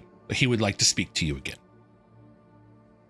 before he peels off and heads in to the war camp. Elia is not going to head into that war camp, and she is going to ask the merchants to give her a ride to the Sidious' war camp, to which they agree. Would you like to accompany her, or would you like to go into the Colin war camp? Take care of her first. Okay. I was gonna say technically she owes us money and yes, possibly some information as well. So just to speed this along, I believe she promised you 20 marks ahead, right? Let me open bridge 9. Hold on. I think I might have actually wrote it down. I just gotta find the right page because, yeah.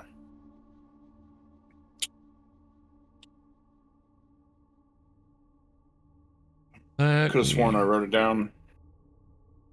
Easy money. Prime. The chicken scratch so fast on that one. Goddamn. Maybe Yeah. not. I think it was 20 marks ahead for the trip and to get her back. So you get to Siddius's war camp. I will point out that the soldiers of the Siddius's war camp look much less put together and much less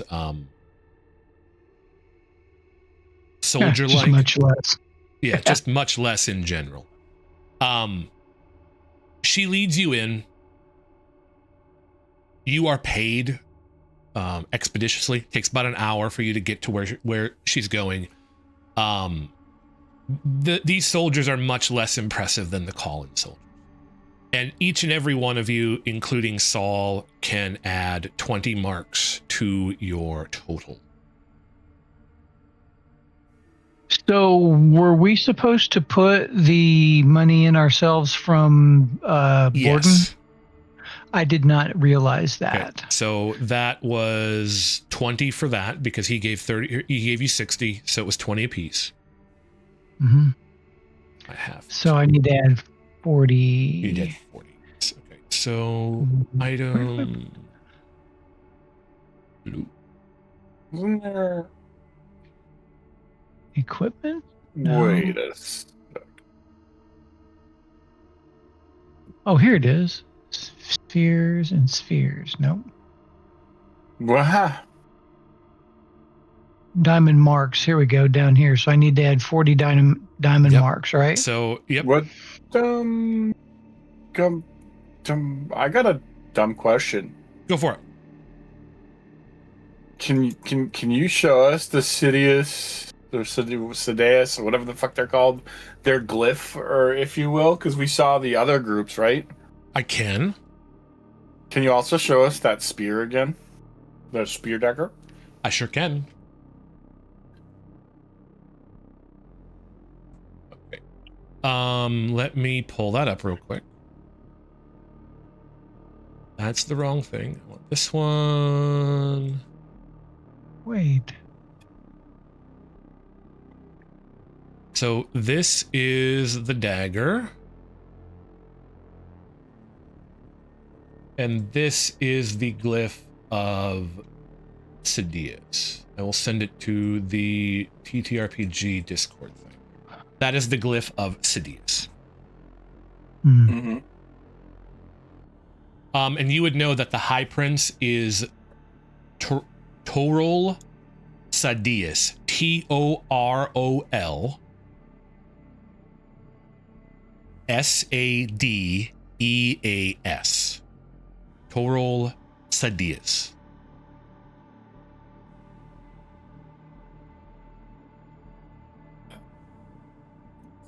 With am I not seeing the spearhead one? I thought I showed it to you. Let me open it again. Or is it behind my character sheet, maybe? Could be. No. There we go. That's my dagger.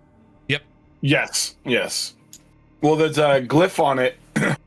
And I remember seeing some of the glyphs of the clans, and for some reason, I thought of the glyph from the sword or your dagger. It's not the same, but it's close. You, as an individual who does read glyphs, would know that these are not the same. Yes, yeah. It's almost inverted, and the one on the dagger is more organic, while the other one's more edged, like straight edged. Yep. But it had a similar pattern, and that's why it's I don't know why it's stuck in my brain, but I thought of it immediately. I was like, what the fuck? Are we gonna have some Game of Thrones shit going down? Probably. Okay. Anyways, You are paid. Elia thanks you for saving her life. She thanks you for helping her in her mission, that she got a lot of valuable data, and that she could probably find you a place in Sidious' war camp if you wish. But she would also point out that she's not like a high-ranking noblewoman. Mm-hmm. So it's up to you. You're currently welcome in the Colin War Camp and in Elia Matal's area. So Thank you. We have other business to attend to, though. she thanks you, and you get the impression that you have made something of an ally of her.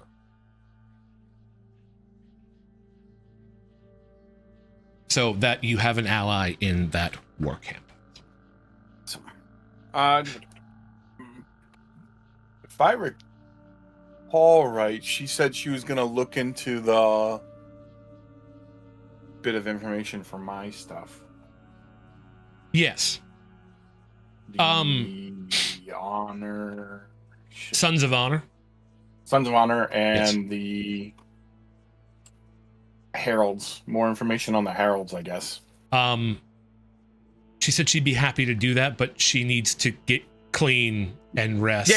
Yeah. And she also indicates that a level of research for more than what she's told you is going to take days, if not weeks, for her That's to fine. find anything definitive. So it might be something you want to check in on her in, a week or something. a week or something like that. Yeah. Okay, that's fine.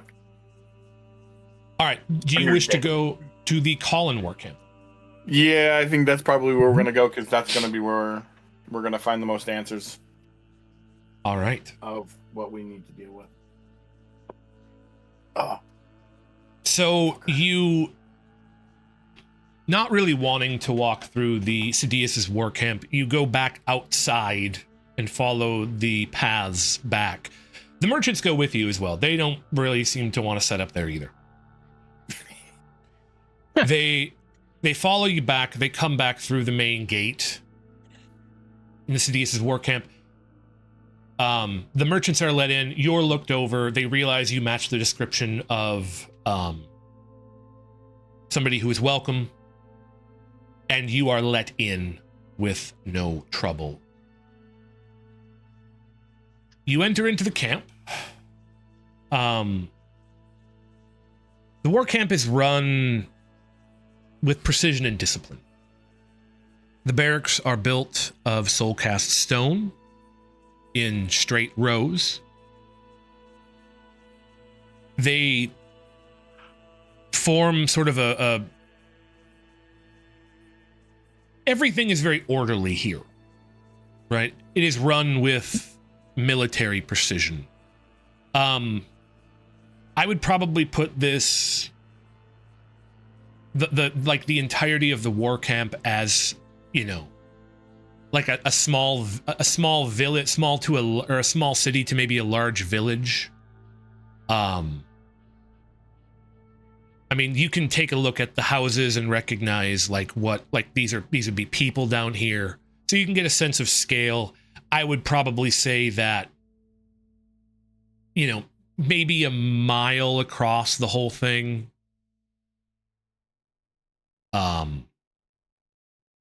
Mile and a half from, because the wall is kind of a circular wall, so you can visit essentially wherever you want to during a day. However, you did spend most of the day traveling here, and it is getting close to evening.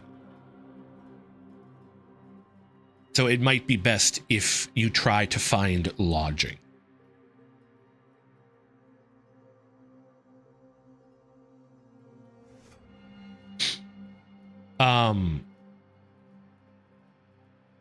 It'll be nice not to have to stand watch all night. It is at this point in time that you see that the caravan that you had traveled with hadn't really gotten very far. That as you walk further in, the caravan's kind of like about right here.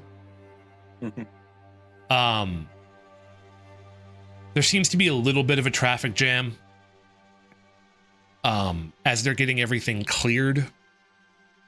You push in, you hear LR, the sort of pompous one, kind of barking orders. And you see Borden peel himself away, and he walks back up to you and says, this is going to take all night. If you,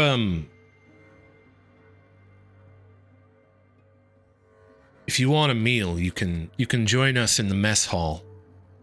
If you're looking somewhere more private, there is an inn back towards the gate. I think it's called the Ornery Chull.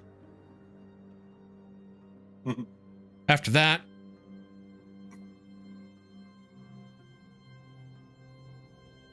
what's next?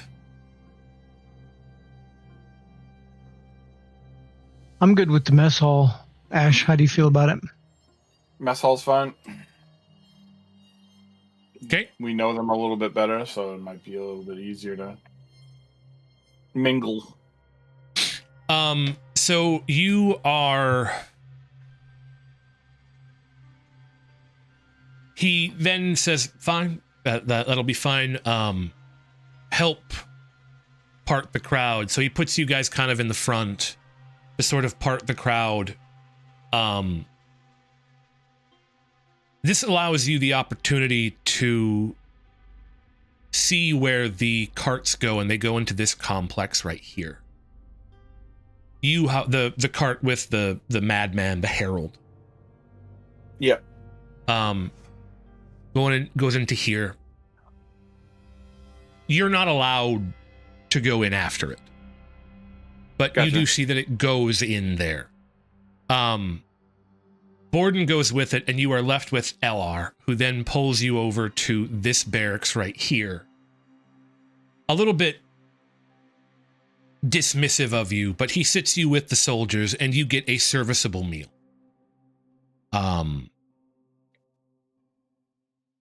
And a serviceable bed for the evening.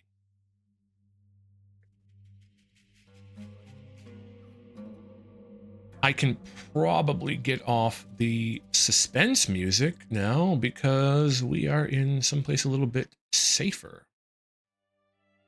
Give us some dreamlike music. I'll see what I can do. You are given a serviceable meal, a serviceable bed. The soldiers gossip with you. They talk with you. They talk about essentially whatever you want to talk about, but nothing of interest to you. No one's going to talk about the Sons of Honor or Honor Blades or the Madman. They're going to talk about old war stories and, you know, why that guy over there is named Greasy Pete. You know.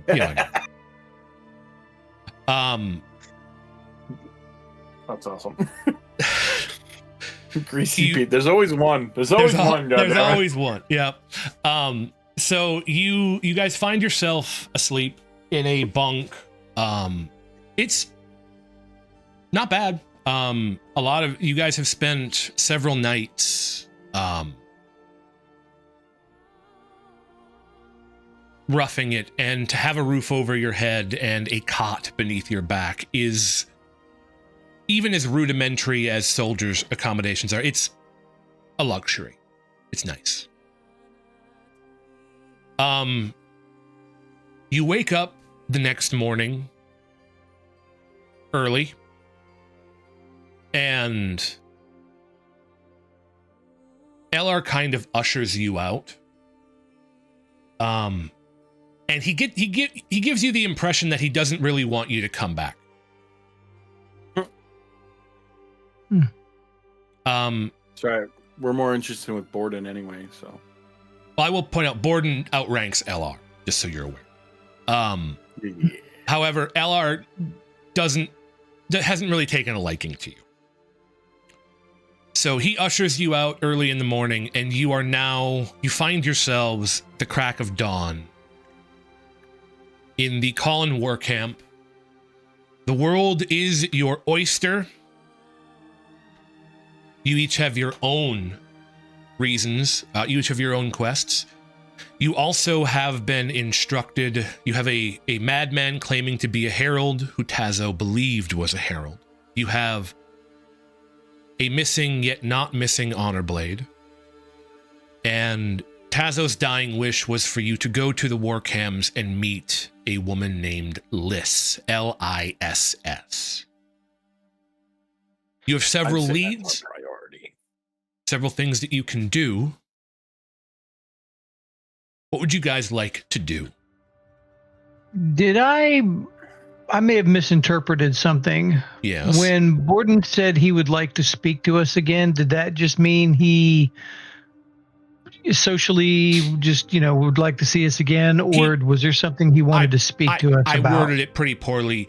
He indicated he did the same thing that Elia did. He indicated that you had made an ally in the Colon War. Oh, okay. Right. I phrased it poorly. That's on me. I say we go find Liss, personally. Yeah, Okay. I'm thinking we start at the end, too. You wish to go to the inn? To start looking for Liz, yeah, I'm thinking. Is that the where the information is leading us to? Well, Borden just said that if you didn't want to stay in the barracks, you could go to the inn. Yeah. You have no information about where Liss is other than that her name's and she's somewhere in the war camps. Yeah. War camps, as in plural. It could be one of the other princes. It could be, but like I said, you are able to move between them. Yeah, right. Okay. Yeah. It's not terribly bad, right? Shoot. All right. Well, I mean, I guess technically the inn might be a good place to start because that's where people usually tend to go if they're not a part of the camp, right? Is there a separate tavern? Or is it all at the inn, or is there no... Well, so the inn will have a tavern, but there are several. Okay. There are several. So if you look at this map here, this area is sort of like the merchant, commoner. There's going to be several drinking establishments. You'd have to look for them. The one Borden said for you to go to if you wanted a place to stay was the Ornery Chull, which is here. Okay. Mm-hmm. There are other places for drinking, and you, AK, who has a little bit of a mix of underbelly, you would know that there's probably some seedier locations, but finding them would mean ingratiating yourself with certain people, right? Like it would take some time for you to kind of like figure out the locations of where they are. But those sorts of places almost always crop up everywhere.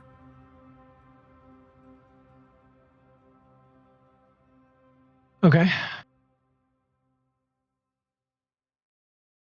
Yeah, I'm thinking if you're asking, start at the end. If you're asking for some general directions, the Ornery Chull is up here. Anyone you ask will tell you that there is a sort of market right here, and that like a general workshop place for like where people can like get tools, get materials, stuff like that. Yep, is over here. Okay.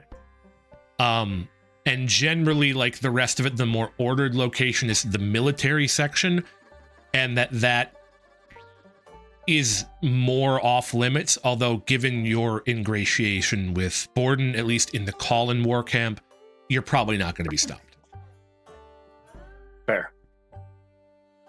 So maybe hit up the tavern for now, see what we can find out about Liss, and then go from there. Yes. Okay. That's Go ahead. where I've always been keen to find information is the taverns. Okay. The Svelka has parked her with Saul has parked her Oh yeah, good call. has parked her wagon somewhere near the tavern.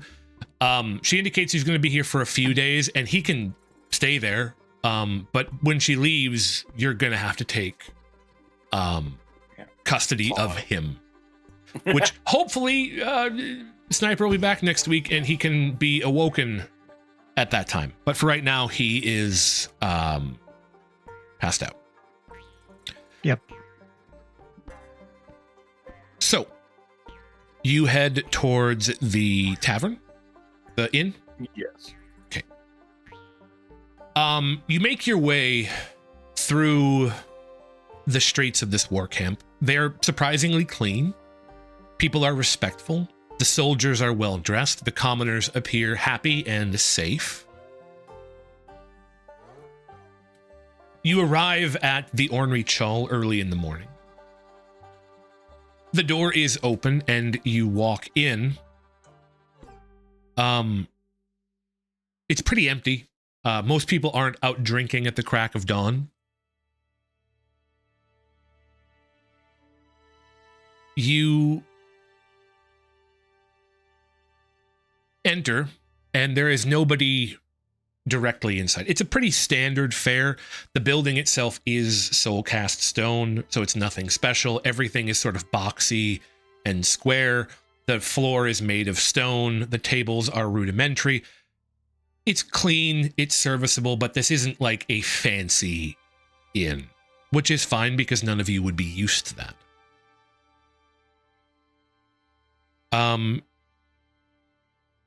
You push your way in.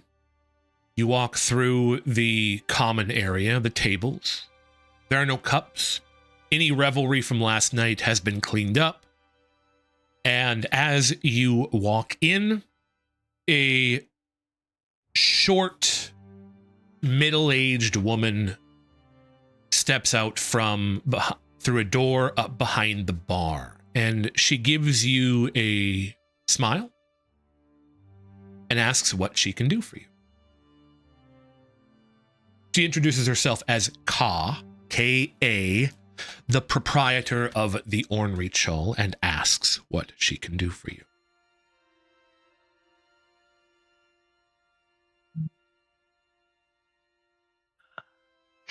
Can I, is she the only one in there? That you can see so far. You can do a perception check if you'd like, but again, it's not unusual for a tavern or an inn to be empty in the morning. No one's going to come drinking at the crack. Well, alcoholics are, but they're not here. Not here yet. Yeah. Not yet. Yeah, I want to do a perception check. I'm looking for, number one, who all's in there that I haven't noticed, and number two, anyone that I can identify as Shin. Wonderful. Go ahead and roll for me a perception check. Okay.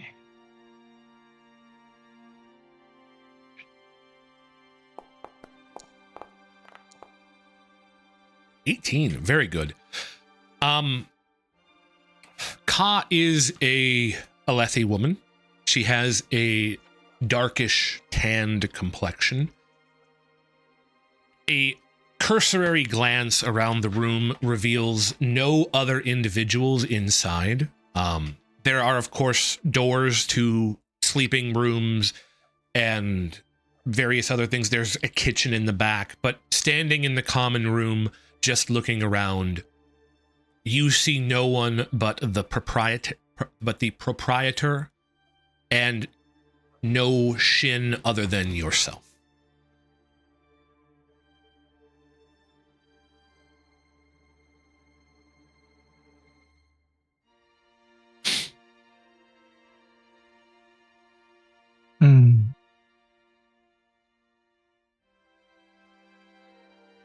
Well, I guess I walk up to the bar. Okay.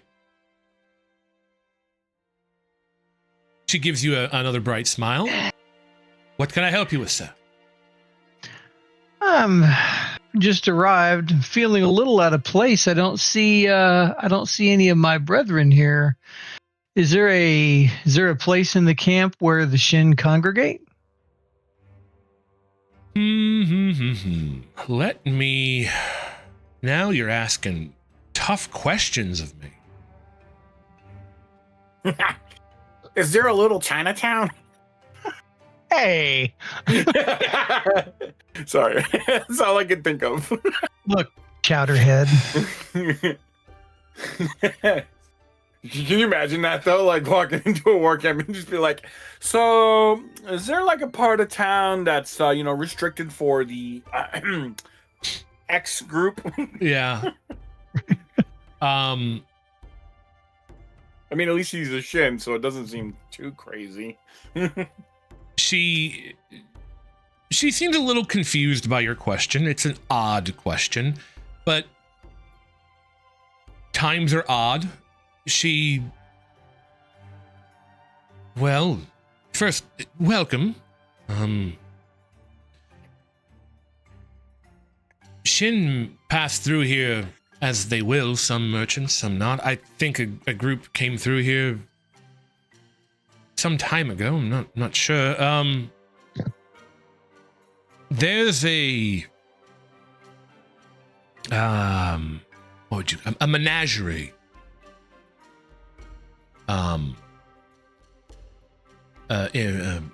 A circus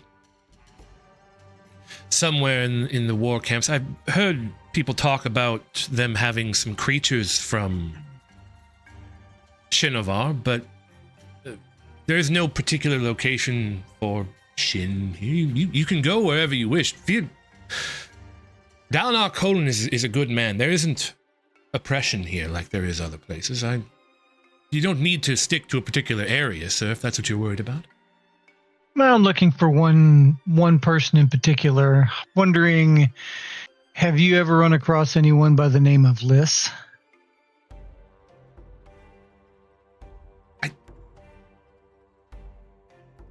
She thinks for a minute.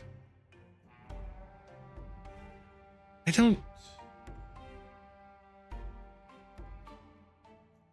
can't say that I have. Is she a Shin? They're not exactly common. Well, I'm not sure, to be honest with you. I had assumed so, but she may not be. It is a woman.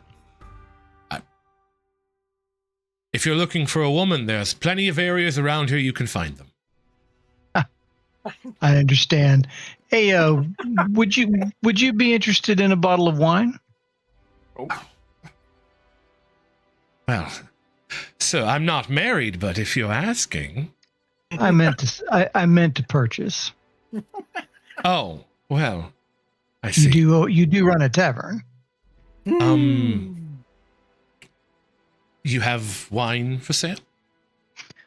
I do. In fact, this one here, and I'll pull it out and show it to her. May I have a taste?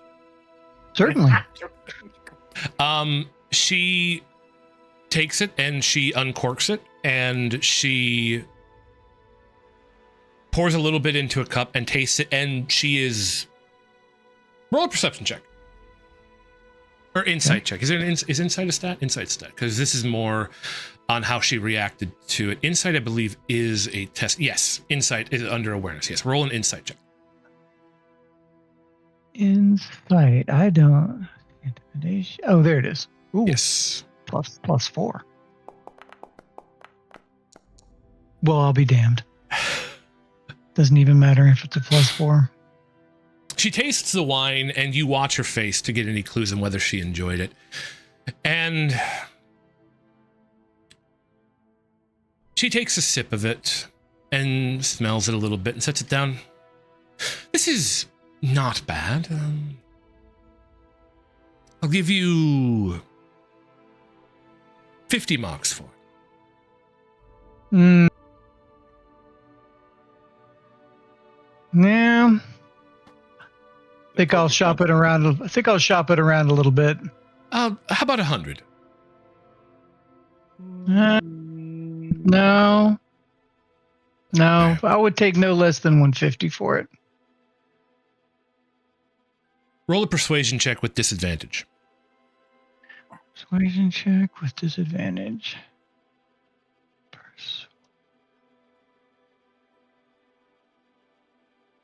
Oh, there we go.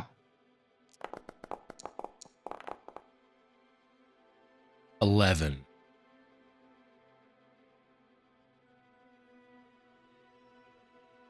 Let's see how that's disadvantage with 2 dice. So It takes the lower one. It takes the lower of the 2 rolls. Oh, okay. So if you roll the 20 and an 11, you're going to get stuck with the 11, not the 20. Yeah. Gotcha. Okay.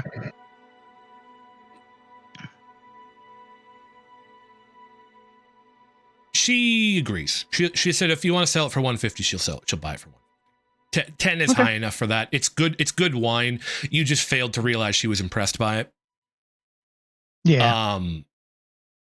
She'll sell it to you. She'll buy it from me for 150 if you wish to sell it. Deal. Okay. She recorks the wine, slips the bottle underneath, and goes out behind the counter and returns with the equivalent of it's not 150 diamond marks. That would be insanely difficult to carry, but it's the equivalent of 150 diamond marks. So you can add 150 to your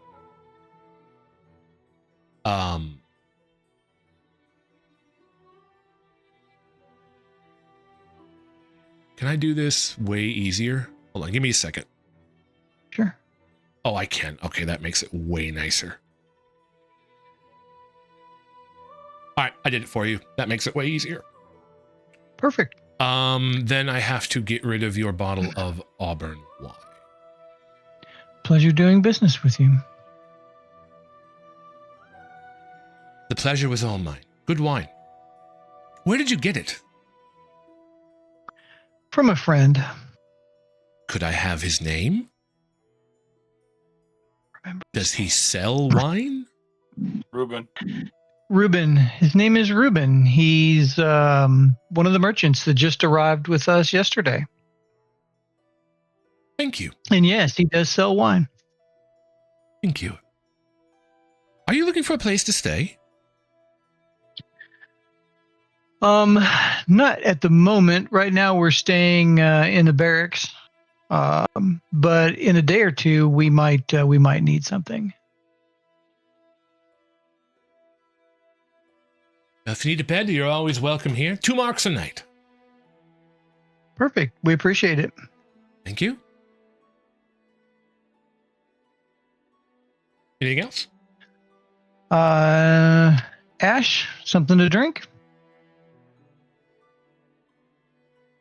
No, Yes, I'm all set. Yes, Ash, would you like... I just bought some wonderful wine.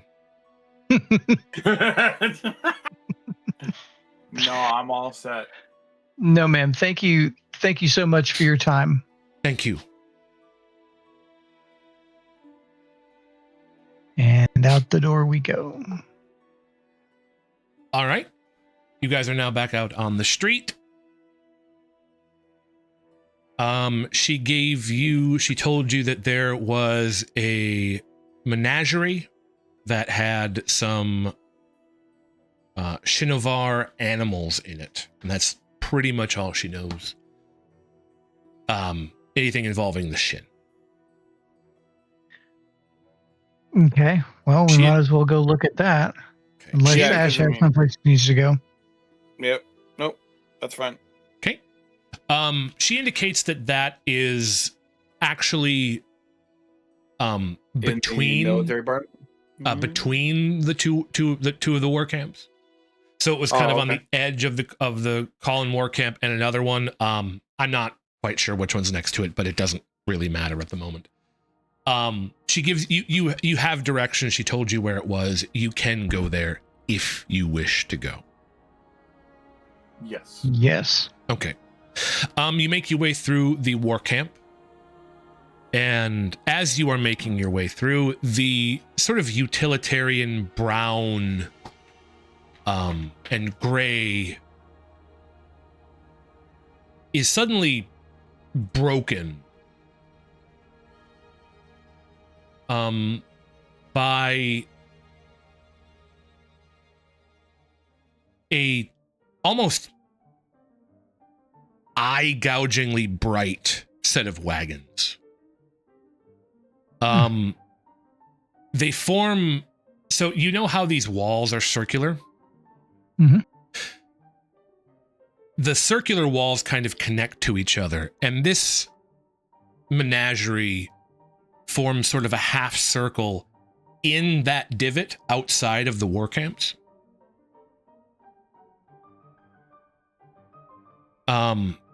He is taking advantage of the path between them. There's a way to get out closer to it, but he is set up out there. And as you are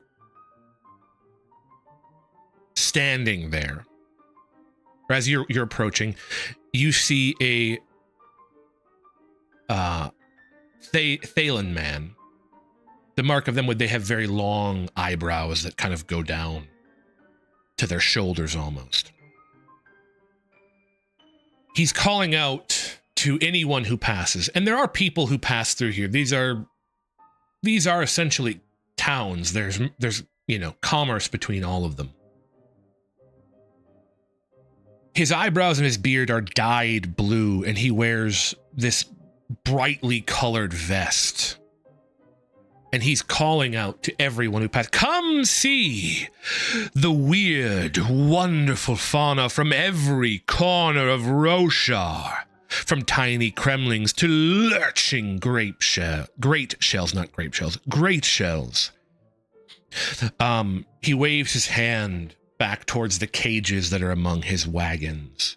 We have rare fish, all the way from the Pure Lake. Dare you face fearsome white spren? Or perhaps you seek the rare Shinovarian chickens.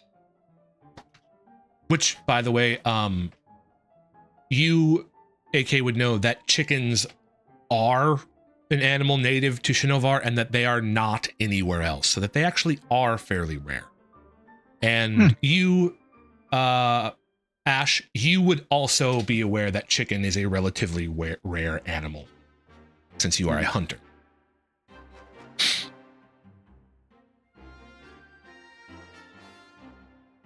What would you like to do? Do we know do we know where this guy's from? Can we tell by looking at him? Yeah, he's Thalian. But he you know the people that Mask was talking about earlier, the traveling folk? He's one of them.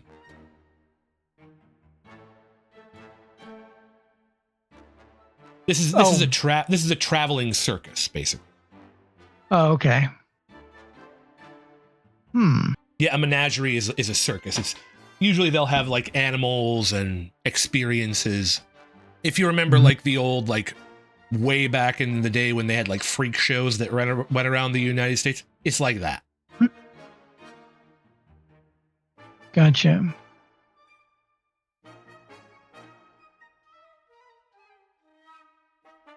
Well, let's approach him.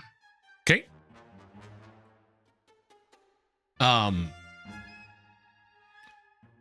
Everyone going?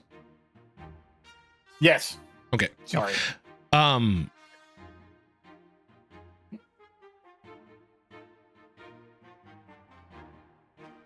You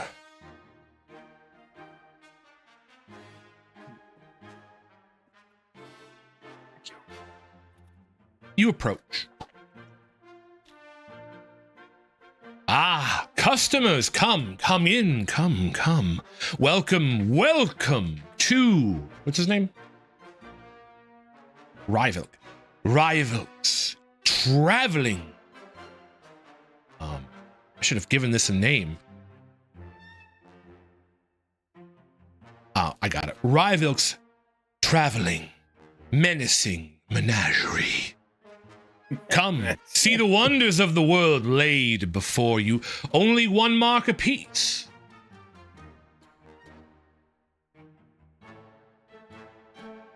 Greetings, friend.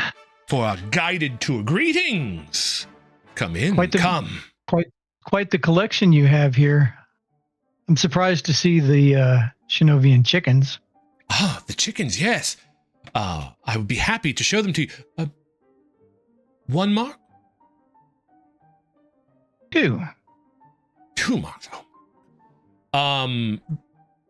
Jahal's willing to pay. Is everybody willing to pay?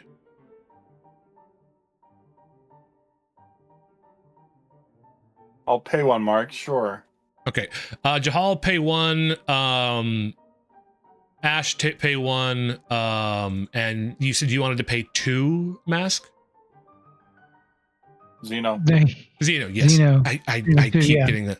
2 Zeno. Okay, so I'll take 2 away from you, Zeno. Did you pay I already did Matt? mine. Okay. Yeah. I already did All mine right. out. So you hand over 1, 2, 3, 4 marks, and he snatches them and pockets them instantly. Yes, come. I have many things. I have white spren. I have fantastical fish. I have got cremlings of all shapes and colors, kinds you have never seen. But if you're interested in the chicken, come. Yeah. He Been a while jumps. since I've seen one. I bet you have. You'll be amazed. And this is when he realizes you're Shin. And for that, roll for me a perception check.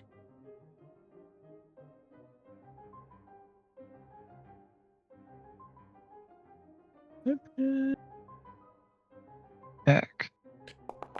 Ash, you can roll for me a perception check too, because you're there. Man, I just got to stop rolling the dice. You either have too much alcohol in you or not enough alcohol in you. I mean, 8. Not enough.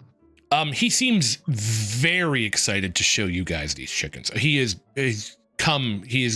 all a taste of home for our wonderful Shin friend. Come. He sort of like swaggers his way to the end of a line, and there is there's a smaller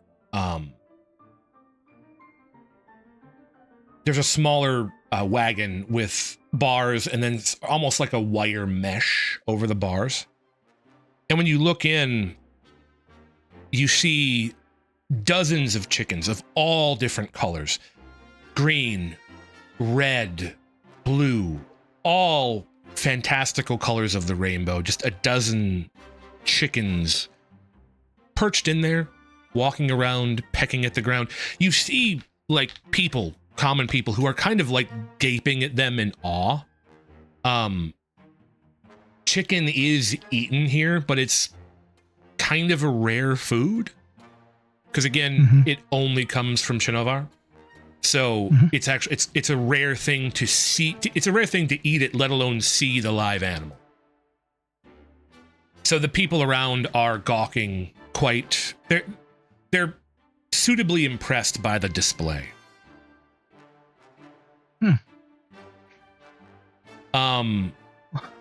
AK, roll for me a lore check, please. With advantage. Your Shin, you'd have advantage on them. I cannot hand you a win here, AK. I know. Golly.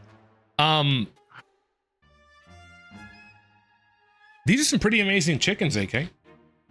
Point of fact, you're surprised. You've never seen chickens of these colors. But man, he's got them.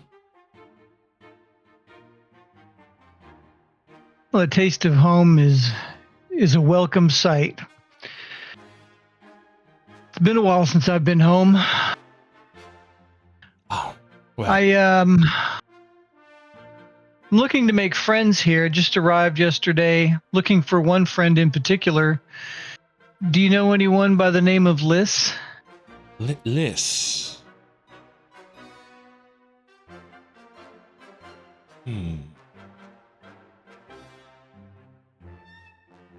Let me check.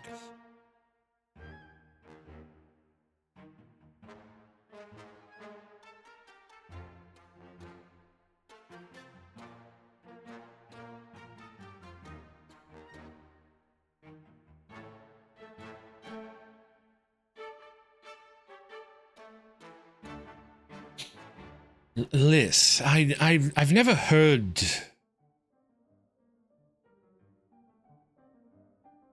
I've never heard of Liz. Is she Shin? Is she in the market for chickens? I'm not sure. I was just told that I could find this friend in the war camps. And it might make my stay here easier if I did.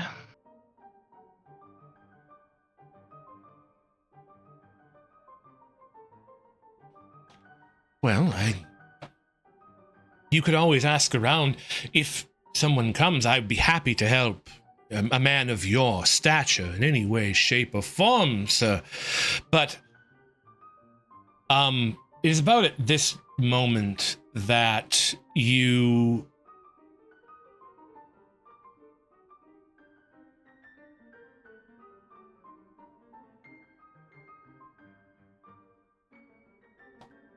hear a growling.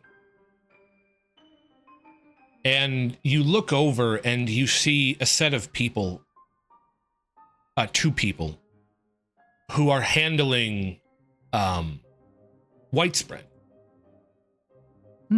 They have them on thick chains, and they are attempting to pull them out of a cart and into a display, like with a cart with cages on it that they can be looked at. You hear a growl. And you see people like instinctively pull back. And as you're watching, one of them thrashes and pulls its chain out of the handler's arm or hands, and you hear a piercing screech as one of the axe or the white spren breaks loose,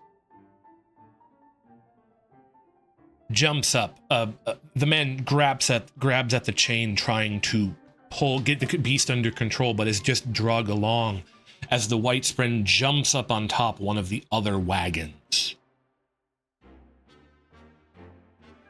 And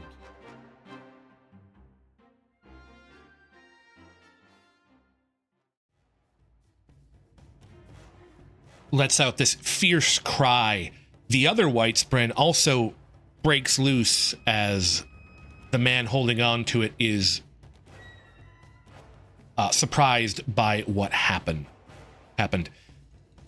Your host, Rivalk, gasps in shock. And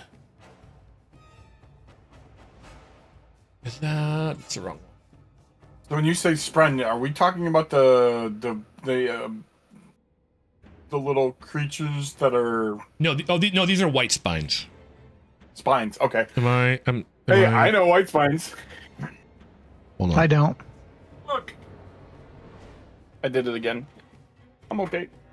White spines, yeah, not white spine. White spines. I'm saying that completely wrong. Where is my? Oh, here it is.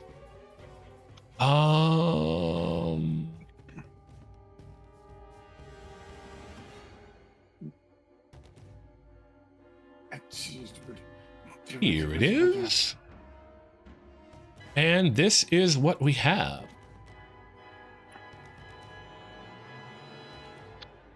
I see.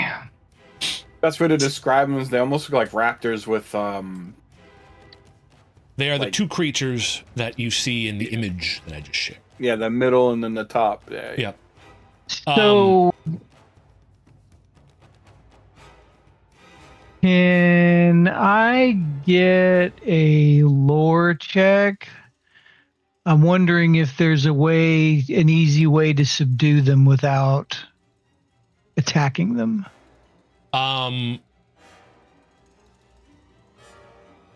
Go ahead and roll a lore check.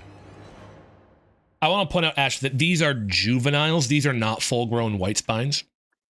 All right, so they're not even not the full size ones then. No, they're juveniles. They're smaller ones, but they're still incredibly dangerous. Oh yeah. You don't really know much about them, Zeno. You should have kept that wine, man. I should have. What I should have done is I should have had Jahal roll for me. Yeah, Jeez. you should have. He hasn't rolled at all. Well, let's make him roll a lore check then. All right, I'll do it.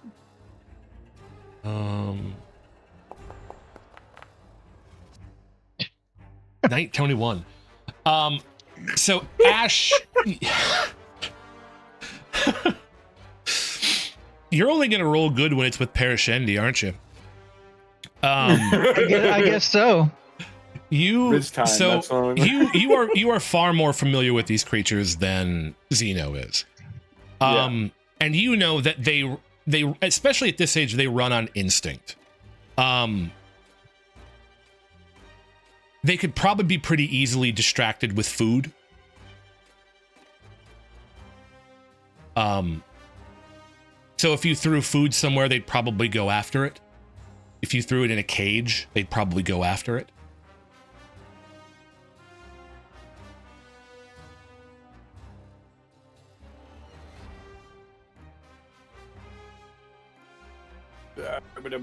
Would I be correct in assuming that they would be drawn by the smell of blood? I mean, yes, it would indicate food, so yeah. Can I grab one of the chickens, cut its leg, and throw it in a cage? Or a wing, actually. Cut a wing so it can't get away as easy. Roll... Roll an agility check.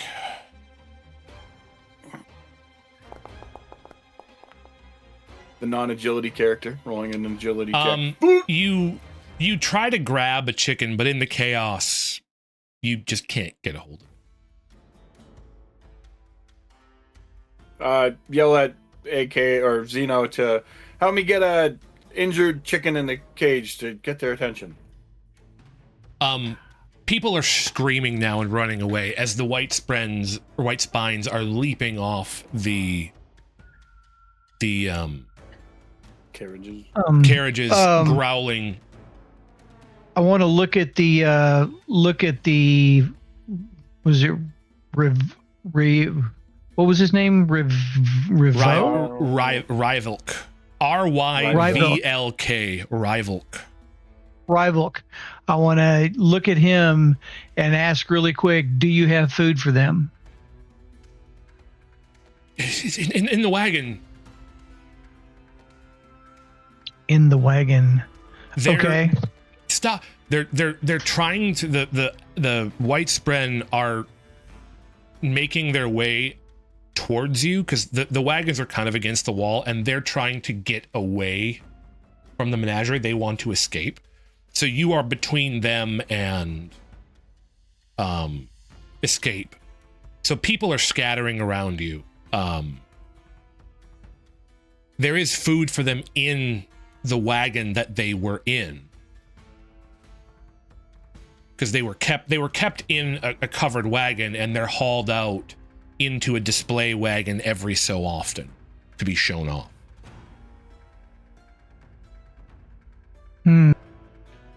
I was thinking like a live chicken. They're kind of predator-ish. Perhaps the hunt. Don't kill one of my chickens. They're expensive. How expensive will it be if we have to kill the white spine? There's got to be a way to get them into the cage. Take a chicken. Take a chicken. Do what? Take a chicken, he said. You can go ahead and if you want to try AK, you can roll an agility check with disadvantage because Ash tried and they're panicked and Ash tried to grab them and they're now like trying to avoid you. So you can roll a agility check with disadvantage. If you'd like so the idea being to grab a chicken and hopefully the white spines will chase me with the chicken toward the cages, right? Just cut the chicken and throw it in the cage so it can't get away. Type thing. But then with my plot. Either way, it'll get killed by the white spine. Yes, but they'll go into the cage. Is the idea. Okay. I mean, if you've been captured and you're being fed food, you know they're not feeding you Jahal good food. Jahal will try to help you if you want to try this by like banging on the other side of the cage to get the chickens to come towards you, AK. So I'll alleviate the disadvantage with Jahal helping you. So you can just roll an agility check if you want to try this.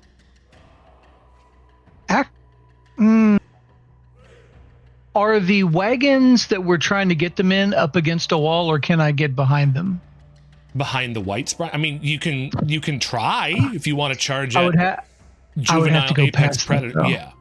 Well, so there is a display wagon, and it has an open end that the white spines were trying to be loaded into. And on the other side of that, there is another wagon that they are stored in that has wooden walls where they're kept. And that has an opening in the back where they were hauled out. They were hauled out of that one, and they were hauled towards the display wagon. And they got loose and then jumped up on top of the display wagon. And now they're off of it, trying to go through you out into the open away from the war camps. So if you want to grab a chicken and try to like cut it and throw it in a cage, you can do that. If you want to try to get around them, you can just get out of the way of them. They're not attacking anything yet.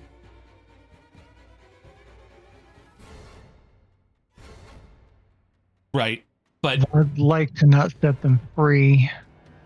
Well, Riva really doesn't want you to set them free.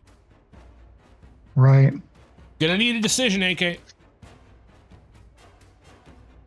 I'm trying to get a picture of where these wagons are. So the wagons they were taken out of are on the other side of them. So the white spines are between me and those wagons. So imagine two wagons that you know, like those trailers that have that fold down back end, AK? Uh-huh. Imagine two of those. Mm-hmm. And the back of each of those are facing each other. The wagons are all in kind of like a half circle, up against the walls of the war camps, outside of the war camps. Mm-hmm. These two wagons were next to each other. The one they're directly in front of is the one with bars on it that can be seen into. The one they were taken out of is the one that is solid walled that can't be seen into. So they are standing in front of the barred wagon.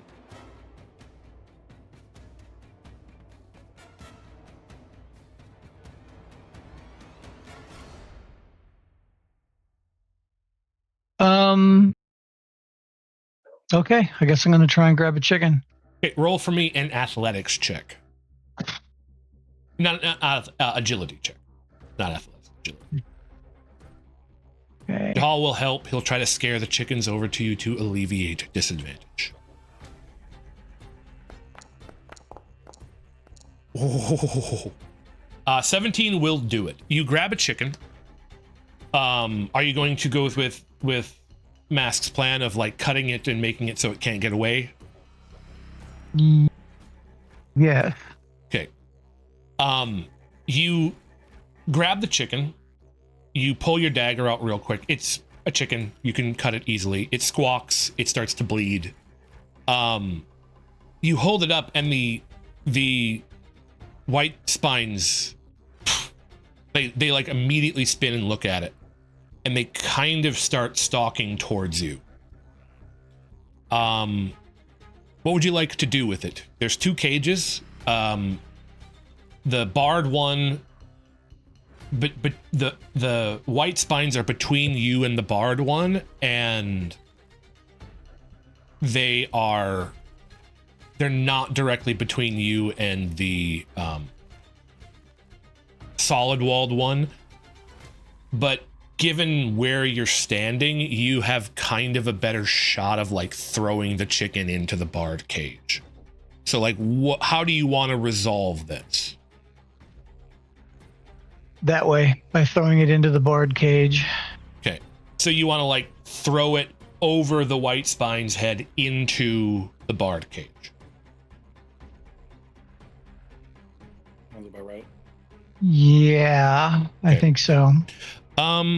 Roll a deception check for me with advantage since you have the food. You have fresh Now, food. I will. Did you say with or without advantage? With advantage. Okay. Now, I will say that for my first thought would be to act like I'm throwing it in there, but it's going over their head, so that's not going to work. Well, Never mind. what do you want to do? Roll better. 18 is very good. If you want to do it that way, we can. If you have something else in mind. Yeah. I was just thinking if I can fake them out and make them believe that the chicken is going in the cage and they run in there and we can shut the cage behind them and not sacrifice the chicken, that would be perfect. But I don't think that's going to work. I don't think, because they'd smell the blood. These aren't like dogs. Yeah. These are wild animals. Yeah, so we're just going to throw it in the cage. Yeah. So you throw the chicken and it works. Your agility check was high enough, or your agility check was high enough that it went in. The deception check was high enough that they buy that they want to eat this, that you're not trying to like force them into a cage. So you throw the chicken and both of them like pile into this barred cage. And they kind of like start like pushing against each other, trying to get at the chicken. And the moment their back is turned, Jahal rushes up and like grabs the back gate and like starts pushing it up to get it closed. Does anybody want to help him? Yes. Okay, I'll give him this check with advantage then. 18 will easily do it. So you rush up, both of you rush up, and you guys get the cage lifted into place, and it gets pushed up with a clang, and this is when the white spren turn and look at you, and you hear Rival say, lock it, and you look and you see a padlock, or like a lock, to hold the gate closed. AK, you are most familiar with locks, yes? Yes. Roll for me a thievery test with advantage as Jahal and Ash try to hold the door closed as the white spren charge at it, trying to push the gate down. Boy, you are rolling good when it needs it.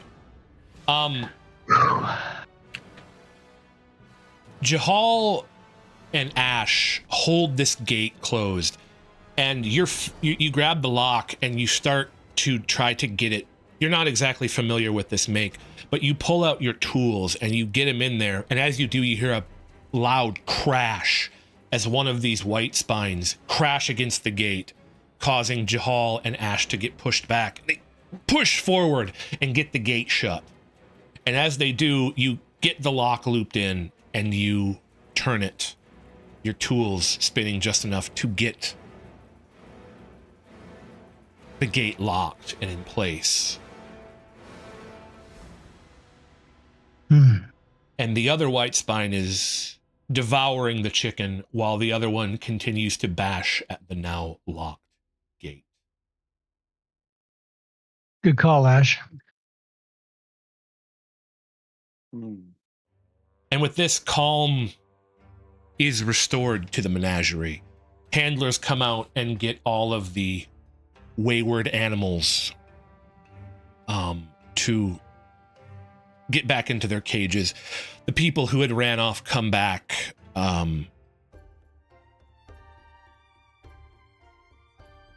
Ryville comes up and he, oh, thank you. Thank you.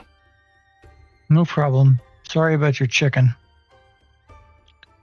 A small loss compared to someone's life or one of them, and he thumbs his way over to the white sprint. Come, follow me. Follow me. We shall follow. We shall follow, yeah. He walks over to a wagon and opens the door and steps inside and motions for you to come in. As you follow, he sits down and you notice something very interesting. Inside, in a small little cage, is a tiny red-breasted bird. AK, roll for me a lore check. Oh God, here we go again. Here we go again.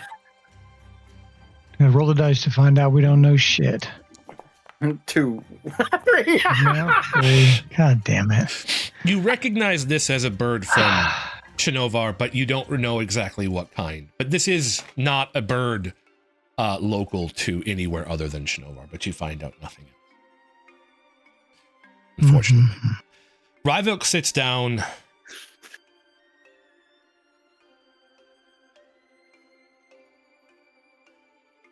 And he says, thank you. I appreciate your assistance in this matter.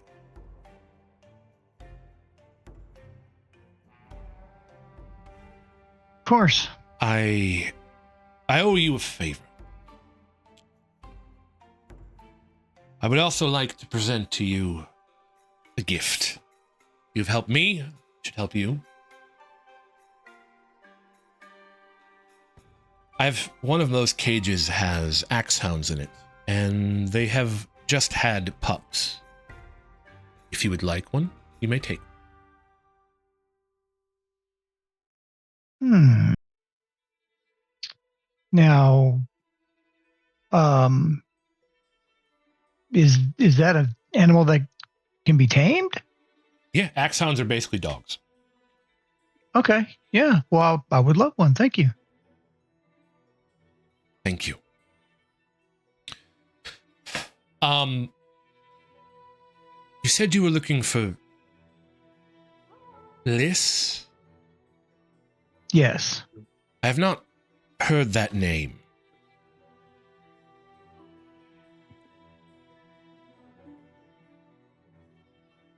However,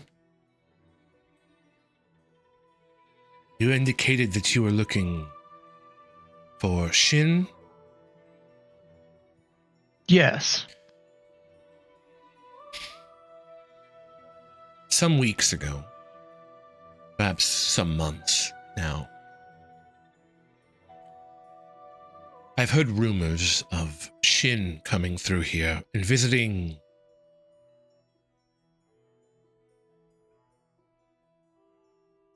a gambling den.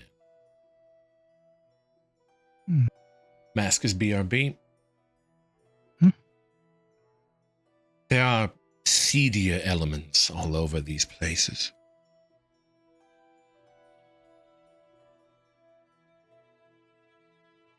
What you are looking for is an area called the Red Rock Bud. It is a gambling den. I urge you to be careful should you go in there, as those places can be unsavory.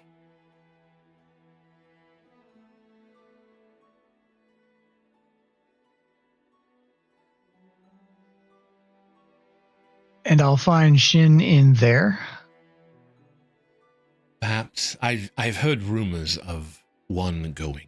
That's all I know. Well, thank you. Thank you. We will wait for Mask to get back. You are presented with an axe hound. As you leave, you are given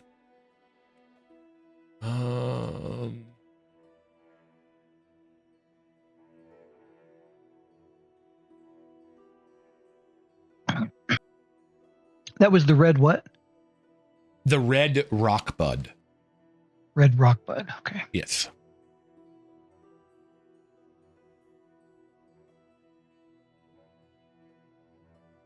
We'll wait for. We will wait for Mask to get back here. And with this.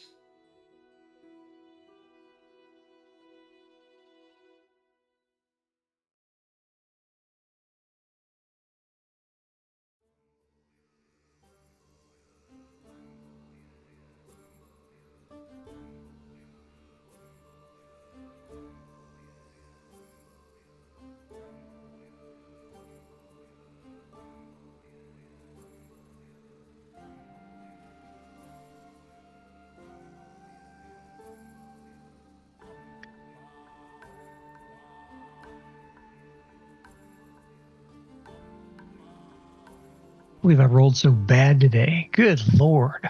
You have rolled really bad today. It's crazy. Mm.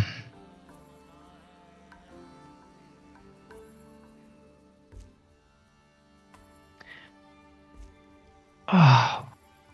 When dealing with those white spines, I fully expected to roll like a nat 1. Yeah, and just get impaled.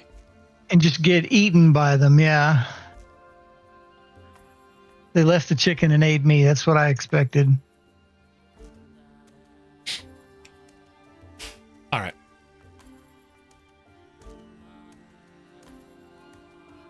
So I want to point out that well, I'll wait till Mask gets back because this is a little bit important.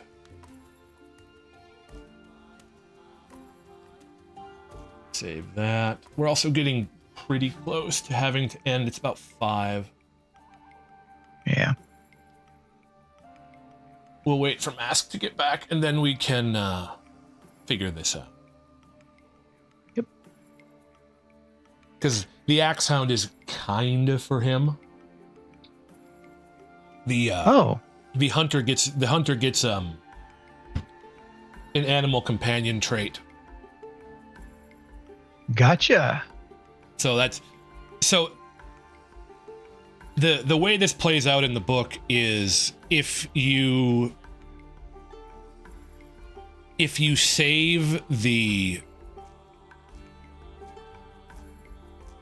if you get one or more of the white spines captured, you are rewarded with 50 marks and an axe hound pup that's in the book. And since you killed one of his chickens, I'm not giving you the 50 marks. Okay. I expected him to be angry, so I'm happy with that. I am back, sorry. Did you hear about you getting the axe hound pup mask? I heard that part, yeah. Okay. As you leave, he presents you with a axe hound pup. This is more for your character than for AK's, if you would like it. Considering that hunters have the animal companion trait, animal bond.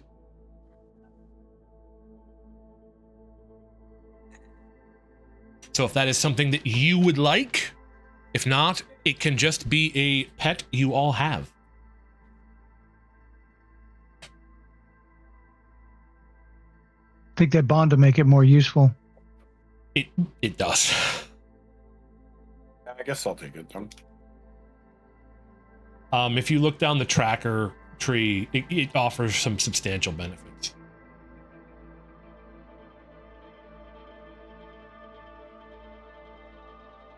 It's actually bond. You assign your animal companion to protect an ally within. Ooh. Yeah. There's some pretty. Got a personal bodyguard almost. Yep. Do I do it this way? Okay, so Axehound is a pup. I do not know how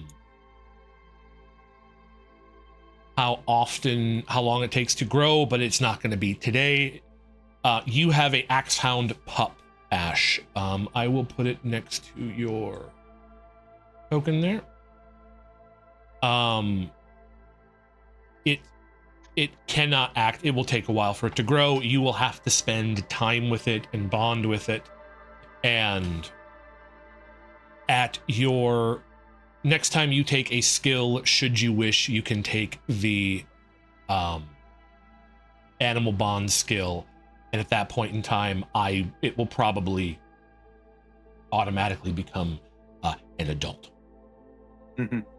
At this point, the information that Rivalk gave you was that he had heard rumors of Shin or a Shin traveler going to a gambling den called the Red Rockbud, a sort of seedy area that you are advised to be careful in. Gotcha. And with that, at about 5, I think we're going to call an end to today's session. Okay. Good stuff, boys. Well, good stuff. Yeah, good times. Lots of fun. Story's great. Loving it. I'm enjoying it. Hopefully, as well.